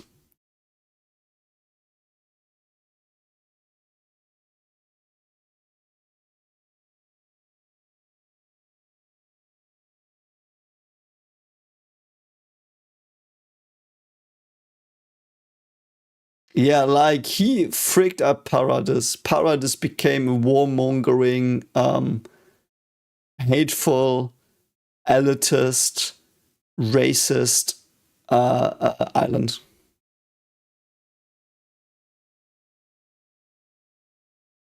They basically reverted to the aliens they were, like, the people feared, ironically, but even worse.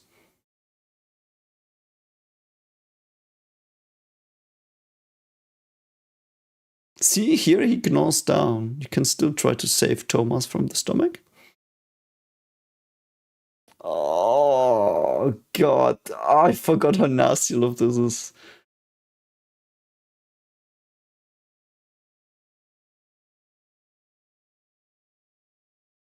I'm so glad we don't hear her die.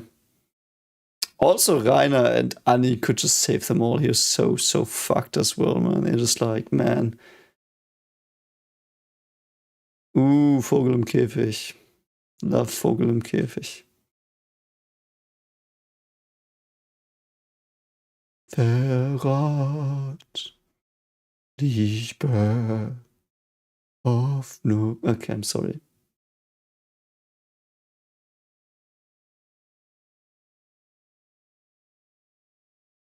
Grausamkeit.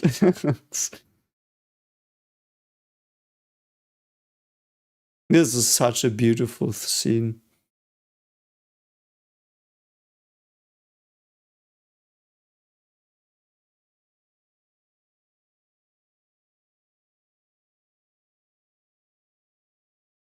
Is the music gonna drop? Yeah. No, it's not the normal Vogel im Käfig continuation. The normal one is so epic when the music goes like into full epic mode in Vogel im Käfig. Oh, so sad, man. But it feels better, obviously. I like this. Oh, Emir. This is also then. I think this is something Emir saw. This is a situation Ymir definitely saw and was really impressed by. This might also be the situation where Ymir really started focusing on her because she prevailed as well. And that's what... Because Ymir did probably not have these thoughts. Oh, there's Eren. Hi, Eren, you look so big now. So he's like 15 meters here, and I think that's in canon. So awesome that we know from the OVA that Ymir latched onto her here. No, Thomas, the pomegranate is Ymir. We know, like in the Mikasa OVA, I think Ymir is in the pomegranate scenes in her. Like, because Ymir looked through her eyes, because she's linked to her. And the pomegranate, whatever it's pronounced, scenes are those where she looks. Definitely. At least that's heavily implied to me in the OVA. Yeah, because this is something Ymir didn't do and couldn't do. So this is the moment where Ymir's like, hey, this girl is something I don't. Let's see where this goes with her.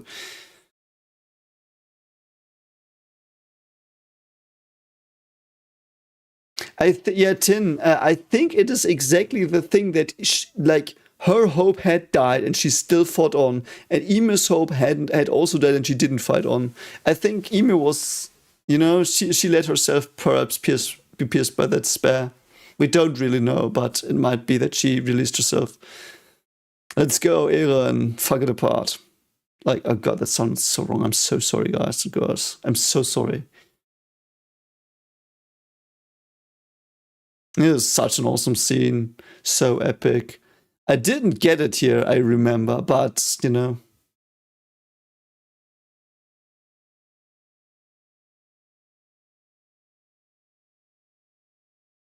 I like that line as well with the remembering. Like, you die 3 times, what was it? 2 times. Once when your body dies, and once when your people don't speak your name anymore and your memory fades.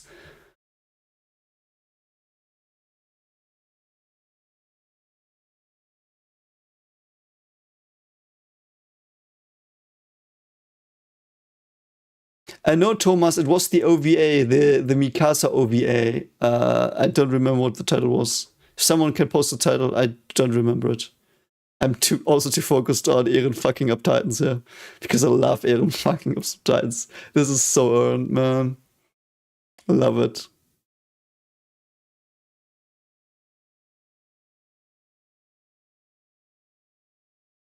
I wonder why that Titan is like that Titan probably wants to be a tech Titan as well. It's like Employee of the Month Titan. And this is where I got it. I remember the stance was where I got it. Man, the shots are so awesome in this show. This is so satisfying. I remember this, like, watching this was like...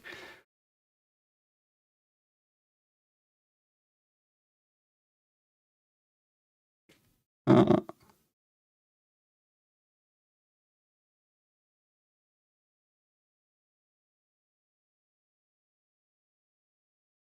Also, this is Eren's first transformation he's not in control. Or his second one, depending on if you count the crippled transformation he had with Grisha. Lost Girls Part... Yeah, Lost Girls Part 3, yeah. Yeah. That's the one.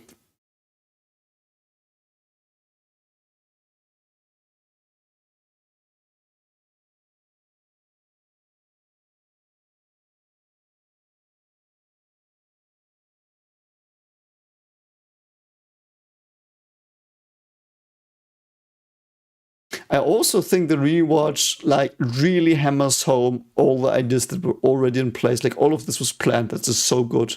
And that's why I think those stories are the best. When you plan it. When you plan it out and you see that it was all planned out and it was from the beginning to the end, no extension because fans wanted something, no fan service suddenly, no change of mind because of pressure from editors. It's just interesting.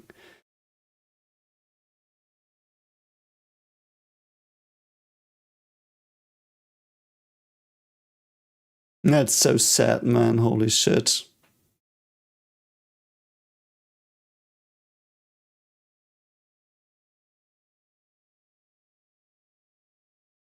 Oh, Vogel im Käfig is still playing in the background very, very faintly. It's very beautiful. I also love that she protects him now because he's Ehren's memory in a way. Like, Ehren died for him and she respects it as well.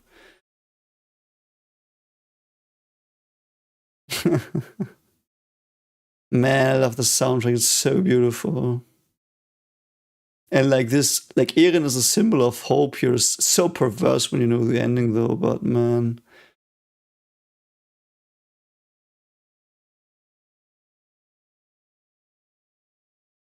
yeah, man, I don't know. That's why I planned out my story as well before I wrote it.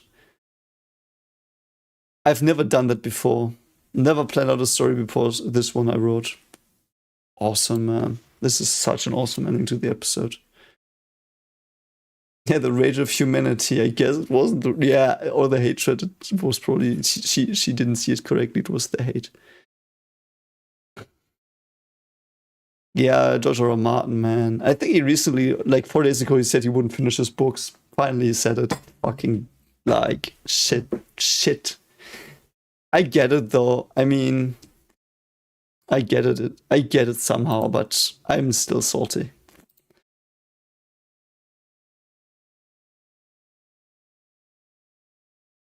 I think we can do one more. And then I have to go to sleep. I'm very sorry. So I don't know if I will stream tomorrow again, actually. Thinking about it. Perhaps I will. I might not, but if I feel like it, we watch more. But yeah, it's and I can tell you tomorrow if I finish Neo Genesis Evangelion as well. Yeah, Rage Against Humanity. Chris, the other ones should be in the playlist as well. Like the watch-alongs are just YouTube streams. I don't like. I can put them on Patreon as well, but they're on YouTube.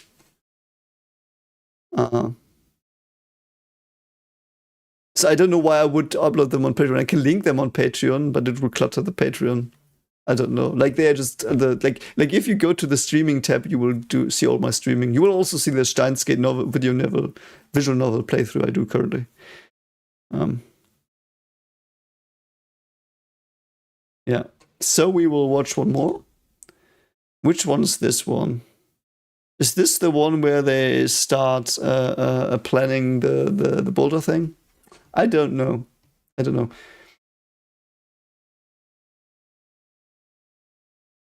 Also, I can, I will self-plug a bit. So if you want to read the first chapters, 2 chapters of my story exclusively for free without registration on Patreon, you can. It will start dropping in 3 weeks on Royal Road, so you will be a bit ahead. I mean, we can discuss a bit about planning stories out. I can tell you my experiences very briefly because I don't want to derail it. But when I was like earlier, like I did, like when I was very young, I wrote a fantasy novel, YA, and I didn't plan out the ending. And I just wrote it and wrote and wrote and wrote. And you fizzle out, you get defocused, and all the stuff that was just put in the chat just happens. But I think what you should plan out is like I always nowadays imagine it like a plantation. Like in a plantation, you plant the seeds and you have these constructions. What are they called? These frames. And the frame is the outline of the story. It should be very, very rough. And then the story, like the little vine, it goes around the frame and it does what it wants a bit, but it always stays true to the frame. And that's how I picture storytelling currently. And I did it with like the story I just posted.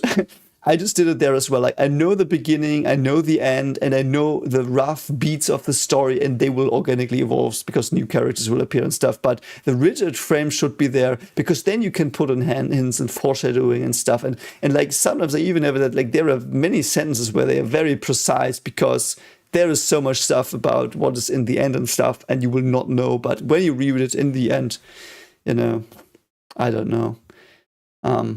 So for me, it's like, at least my writing process for this big story I'm currently writing is, I know the beginning, I know the end. Those two I know in a lot of detail, and I know major events between them. But I also have blind spots where I will just let my creativity breathe, because I need that as well. But you can always have these hints towards the ending, for example, or towards the major plot beats that are going to happen, because you know them. Like, don't know the details, but you don't need them. You can just hint them very, like, what do you say? Like roughly. And that's how I do it. And I don't think if you do it too rigid, it won't work as well, because your characters might evolve differently. They might evolve differently. So I don't know. Oh, how hungry my for? So starved. I can't wait. It's going to be a long year of waiting. It's going to be a masterpiece. No, yeah, Chris, the research started 6 months ago, because I just don't have time for streaming, because my children slept through the night twice now, so we might be in luck, and next weeks it might be easier. So the plan is, and I will probably not be able to very strictly adhere to this streaming plan, but because sometimes I'm too tired on Fridays as well, but I try to stream Fridays, and I will stream Steins Gate and Attack on Titan, like, changing each week. I stream, you know what I mean? So, I don't think architect writers are like doing it like this. No, I don't think so. Architect writers, they plot out the story with a frame, like I said, but then they start to write out the details everywhere. Like architect type writers that write, not like, if you write a book of, let's say, 300 pages, you can do that. You can just plan out the whole thing and fill it with like more details. So yeah.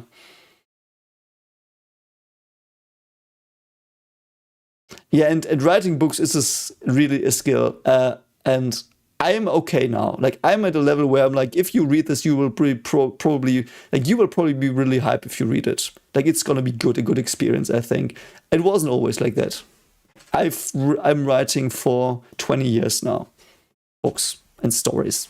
And now I finally can come forward with a story where I'm like, you're gonna like this probably a lot. So anyway, so we will see what this episode has. So we will update.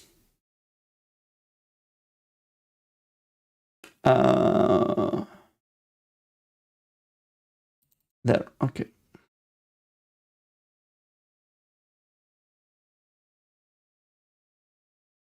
Okay.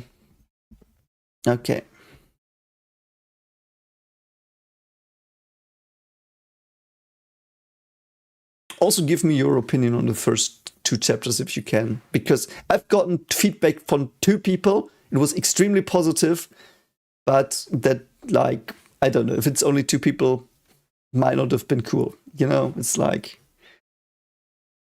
So we do have the Jägerists, the good ones, flying around.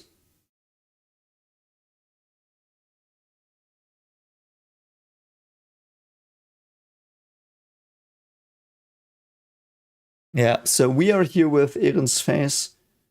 Yeah, writing your story backwards also is probably not a good idea, because the characters very likely don't develop organically. I can't imagine how you do that. So we've got this frame of him.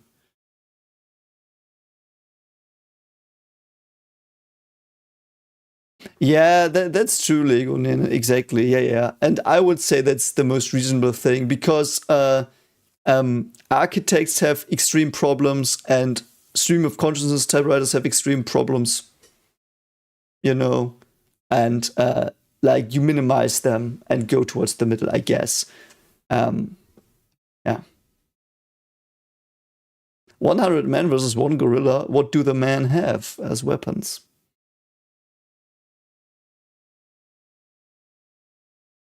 Because realistically speaking, you can send 10 men in, let them get mauled, get their bones, and stick them into the gorilla as fast as you can with like 20 other people. You would probably, like, it is probably 10 naked or 100 naked men. Yeah. Yeah, like Rubber Room, and I agree. Like writing backwards, I couldn't agree. Like I couldn't picture that. Like I wrote 2 or 3 chapters in the book. I just posted the first 2 chapters of. But not jokes aside, I did write 2 or 3 chapters in the middle of the book, and I revised the shit out of them. I just did it to get a feeling for some characters I had, and it was a good thing. But I rewrote the shit out of them. Like they were not what they were. So.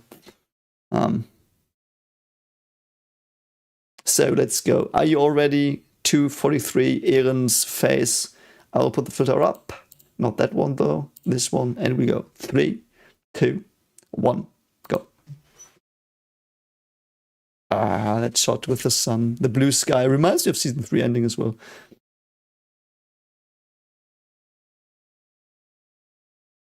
I think it's more interesting to ask 10 men against a gorilla. Probably the gorilla. Then. What is what amount of men is the threshold though to win against the gorilla?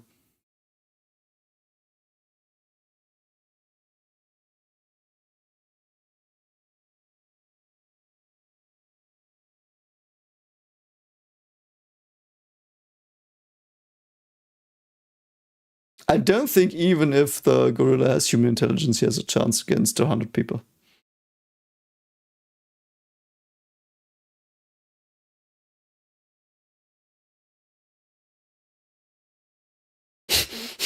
I think if the humans have gorilla intelligence, it's even more on the humans' part because they don't have that much fear then.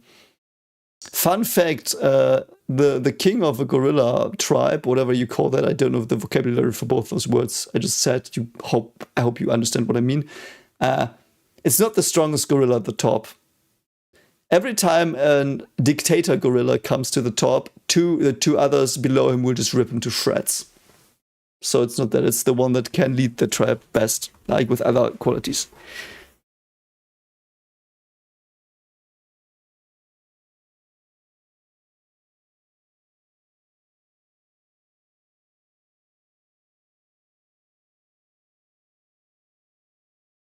I also like how they slowly start to close in on Eren being a useful tool for them as a Titan here, even though they don't know it's Eren, of course.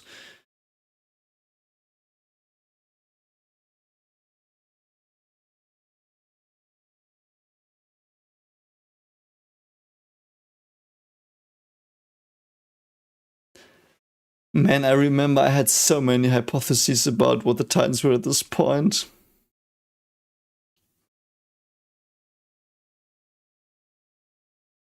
Yeah, better gamble than not play at all. That's such a good thing.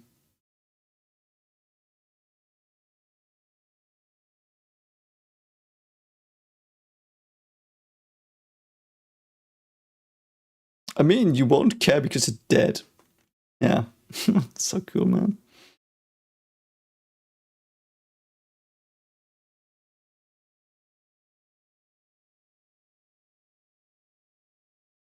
So let's see. Oh, we are still at Jean, yeah. Marco's already dead here, right?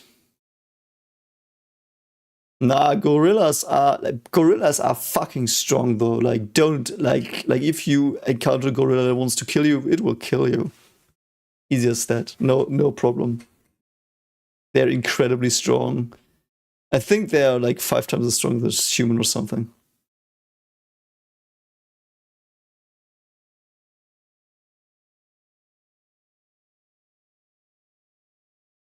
Oh no, Marco's still alive, but he's gonna die soon. Oh my, I love how Bertolt looked down. Did you see that? Probably not if you don't watch long, but man, Bertolt looked down because he was like, shit, man, all of this, why? So well done, man. Like knowing the Annie Rainer Bertolt twist alone and putting all these little hints here is so satisfying. You wouldn't even need to plan that much ahead, you know? Like just making them the human titans is so genius.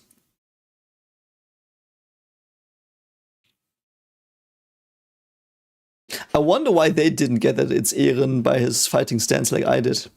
Because I would say Armin is as clever as me, at least, probably cleverer. Oh god, man. Good that he didn't squish. Nah, gorillas are 300 kilograms. Don't know. Oh god. Oh my god, man, Marco, why? Oh man, Marco makes me sad already. Oh no. Oof. Yeah, bye, red shirt. It's literally a red shirt though.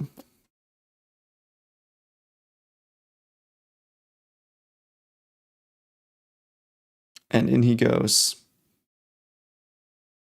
Oh no, I think his gear not working is after the boulder, like during the boulder stuff, and Marco's death is also during the boulder stuff.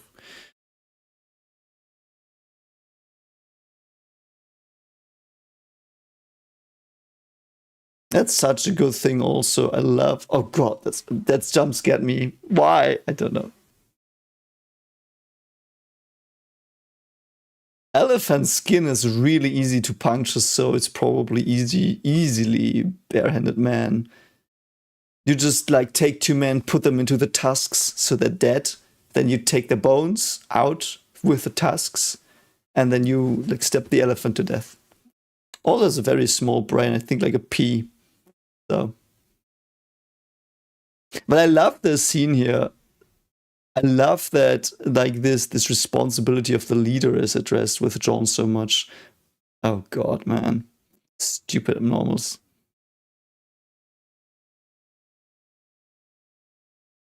He face checked it.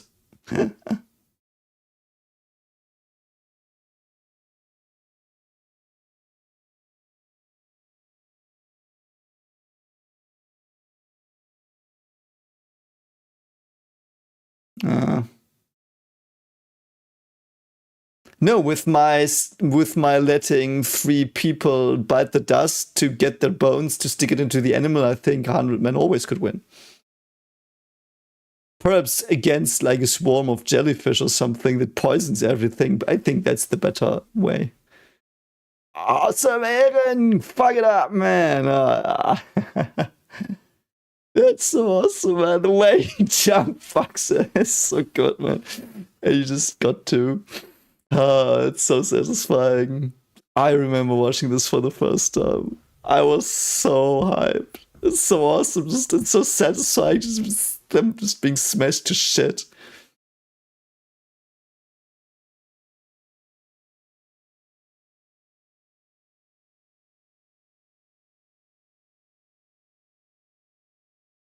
That's so awesome, man.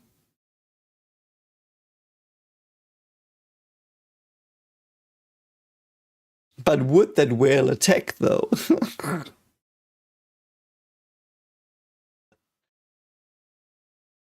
I mean, you can post it because I don't have TikTok. if you link the channel, be my guest and post it. Oh my god, I have to switch off and on my free to clip stuff. I mean, the whale would probably like you just have to push it to the beach. Like, where would you fight the whale with 100 men? Do you have a boat? I mean, that's a hard question. Oh, there we have the Titans. Yeah.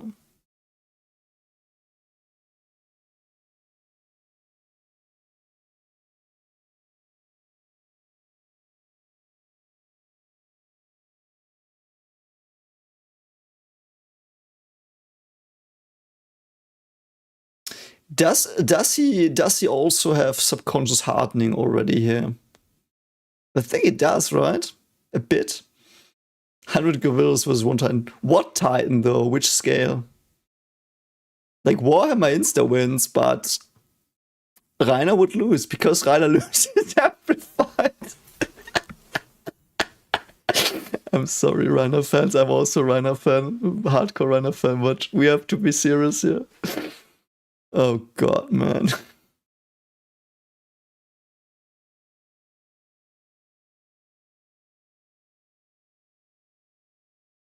The guns should work though against the napes.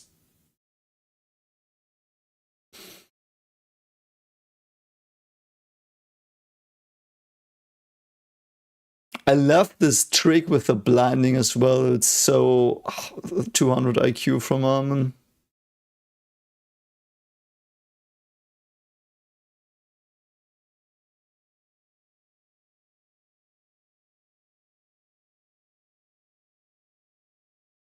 Yes, I think Titans are mostly gas, so yeah.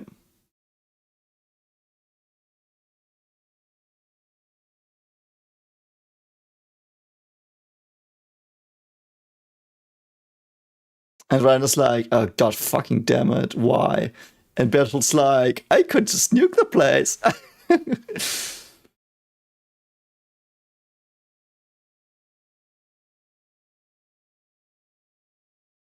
I mean, if things have insta one-shot attacks, I don't think any fight is like useful to think about, but yeah.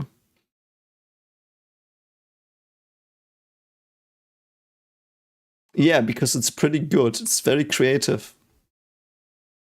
I like when Armin uses his brain and it's really obvious. Like, it's not that people say Armin's incredibly clever. He is just incredibly clever.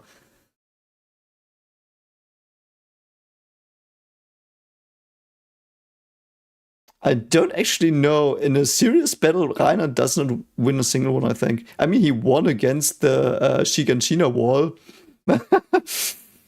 uh, that's like...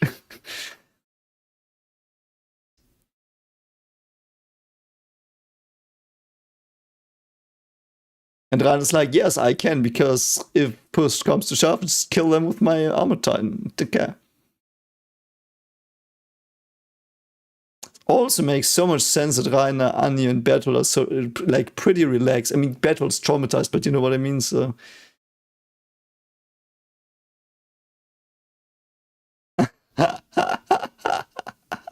he's trolling. I love it. He's just trolling because she's not gonna die. It's so assholeish if you know it.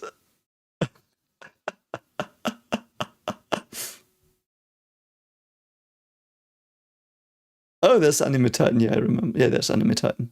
I wonder why this is the only Titan that looks like an anime girl. So weird. Never got that. It's one of the most memorable ones, though.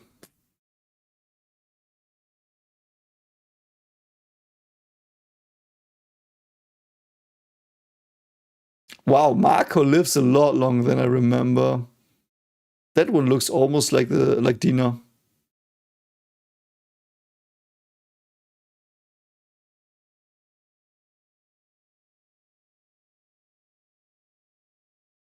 He did get plot torture armor, but I don't think he won against anything really in. No, he won against the armor train. Okay, okay. Yeah, he beat him with help. That's my point. He beat him because Bertolt face dived him. So, I mean, looks so much like Dina, this Titan. I wonder why they chose that. It would. I don't know, remember if that was confusing to me. I can. I don't know. Sergeant Major Gross, I might be.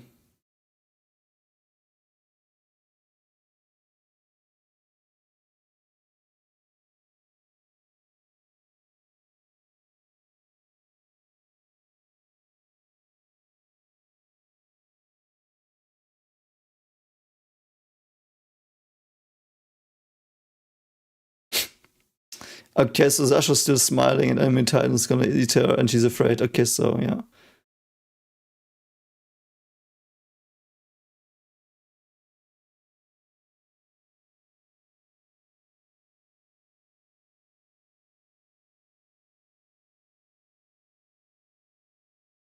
Like that Annie is so capable.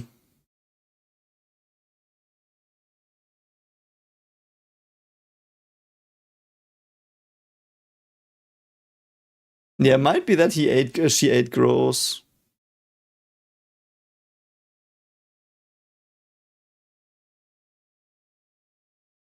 Oh, the shade. I'm glad you didn't end up hurt because he might have transformed actually. Oh, the shade is awesome. Man, this is so awesome, the details.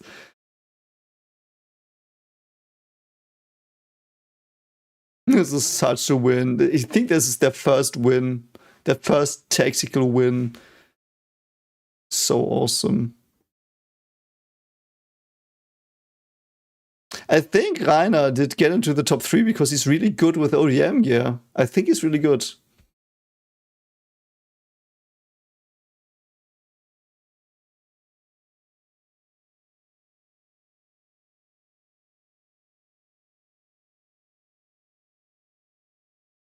Yeah, man, Marco, my god. This is like one of these characters that you wish would have survived.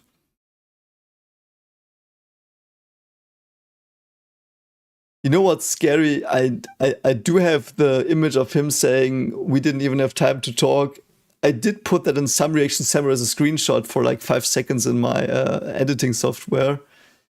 And every time I open a video because I copy stuff, it's always his face crying at me when I edit a video. Yeah.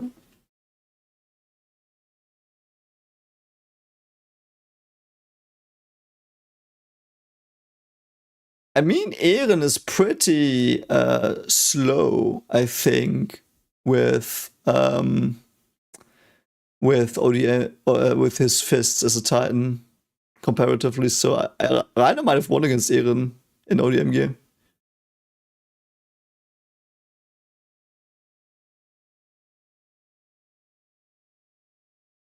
I wonder, like, is it? I perhaps I also forget. Oh, oh, he doesn't want him eaten because then it's gonna jump and they don't know. Yeah.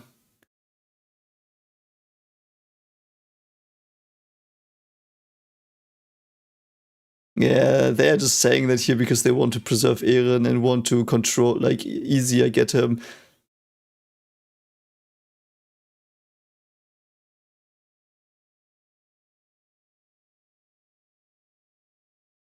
See, Thomas could still be in this Titan now. They didn't look at him. Oh, he's pissed at that Titan. I don't remember him killing that one. That's cool. That's really cool. Fuck you in particular.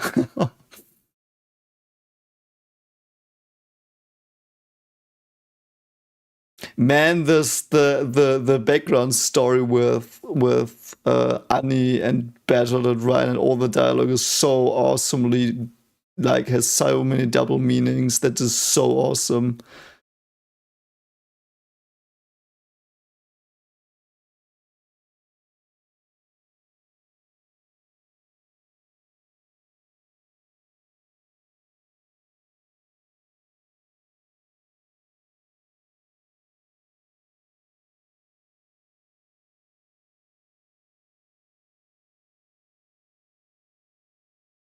I think we know they're restorationists because I do think Darwin is restorationist and Anime Titan as well. I think we know that those two are restorationists.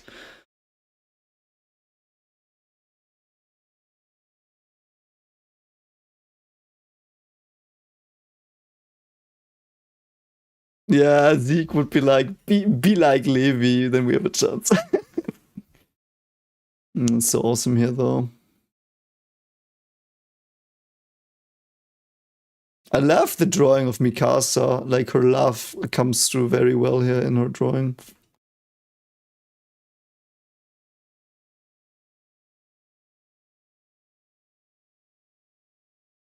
I also agree with the comment about that in Attack on Titan they remember their dead. You should always have that. If there's someone that's dying in your story, that should have a meaning. I mean, there can be deaths of red shirts where you establish danger, but a death should have a lasting meaning. Really lasting meaning.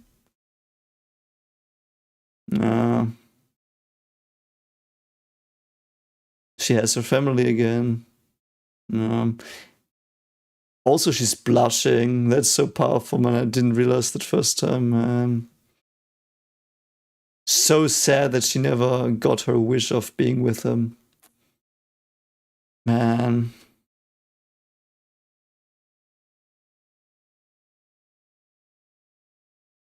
That's so sweet, man. I mean, I remember Mina and Thomas.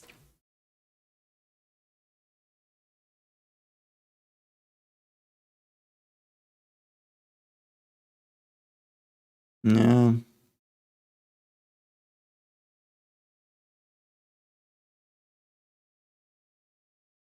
I still would like to read fan fiction of Charles Darwin getting attacked.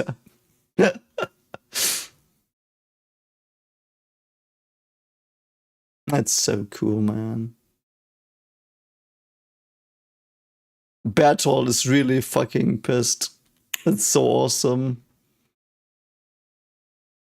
Bertolt has so many emotions in the background all the time.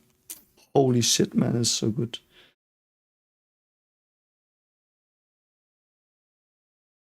I think Mina, I think I remember her so well, like jokes aside, because she looks like Videl a bit from Dragon Ball. She looks like Videl. That's why I remember her. Like, that's the reason. It's not like anything other than that. She just looks like Videl. I don't know if she has another name in English. The like Gohan's wife. Mr. Satan's Hercules. In Germany, it's called Mr. Satan. In English, he's Hercule or something, like his daughter. Like that one, Mina Karina Lutsuko. So anyway, I think that's enough for the episodes today. So I do hope you enjoyed this stream, and I hope it wasn't too bad the way I did present it and did some fun.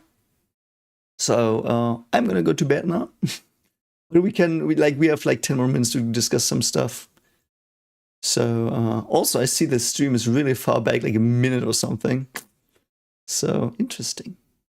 Yeah, really interesting. But we managed to do quite some episodes. That's really cool though. Really, really cool.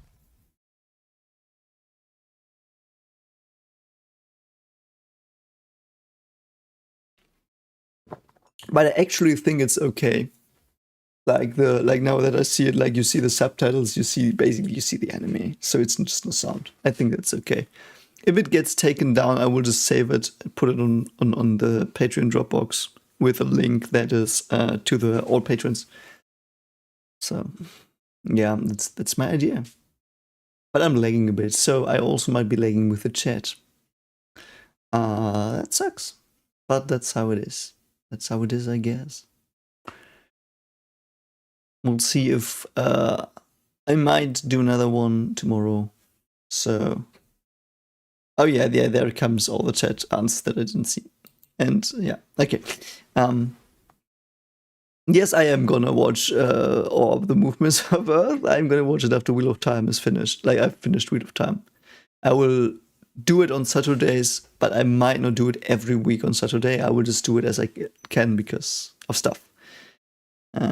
Yeah, tomorrow I will try to finish Evangelion. I will definitely watch until like 21, 22. If someone has links to the director's cut versions, please send them on Discord. Because I will try to, like, I'm not gonna know if it's the director cut or not because I know Netflix doesn't have it. So, if you can help me find the other one. Yeah. Like I will watch Orb. Like Orb is like the most requested anime on this channel. It has been requested since I think the start of the year at least, and I can't wait for it. It's on Netflix. I will watch it. And I hope you like my reactions to that as well. So yeah. I think, by the way, I think ODM gear is sometimes better than Titans because I know it's Levi, but Levi basically never lost a fight. So that's fine, like slogan. Yeah. Just do that. Or perhaps a streamer that is not Netflix. Let's say it like that. I mean, if you can check it, like if someone checks it, like just go in the Discord. I will just push. I will get the Discord link into the chat here. Like, go to the Discord. Tell me if Netflix has the director's cut. If it does, then everything's fine. I will just do it tomorrow. Where's my Discord? There. So here's the Discord. Anyone who knows, please just tell me because I will start like in 12 hours. I will start recording. So until then, I hope someone can give me and confirm it. Yeah. I I'm waiting for like the stuff I'm waiting for is Frieren and Bleach. I also still want to do Expanse, the Expanse Chernobyl, but I don't have the time. Like, I record on average 4 episodes a week currently.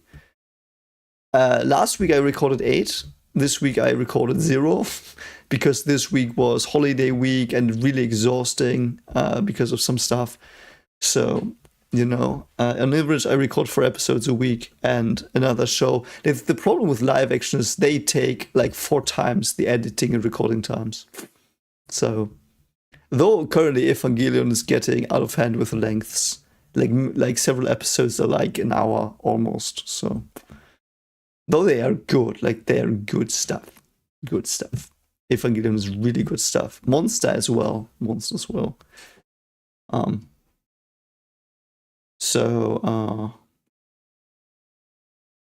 Yeah. Let's just see. Tomorrow, Evangelion. I will post on the Discord. Like, I don't know if you're a Patreon and have not known. On the Discord, there's a Patreon channel where I post when I record what. So you can check that out. And so you tomorrow will know how far I got in the evening. Perhaps I will stream again. I might also just relax and play some games. But we'll just see. So thanks for being here. And I hope you enjoyed it.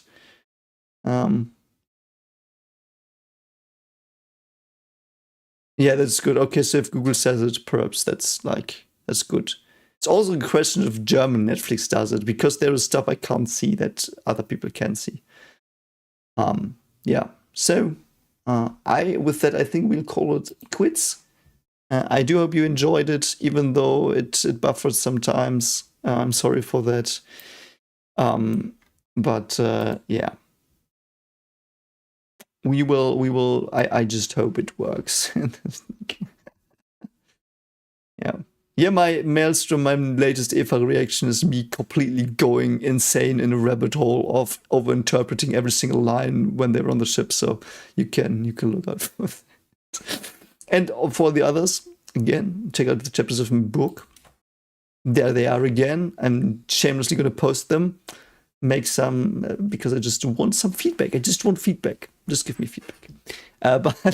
Yeah, and then I will like slowly call it quits. And I do hope we see each other next week for Steins Gate visual novel continuation. And until then, I do hope you have a wonderful time. And if you join the premieres, which I try to do, we all see each other there. Though with premieres, it is like sometimes I currently can't really do them every day because I'm recording, and if I'm recording, I can't do the premiere. So that's a bit of a problem. But I will do my best. So if I'm sometimes not at the premiere, that's the reason I'm recording. So anyway, see you around. Thanks for being here. Don't forget to like and subscribe if you're not. And I will see you around. Bye.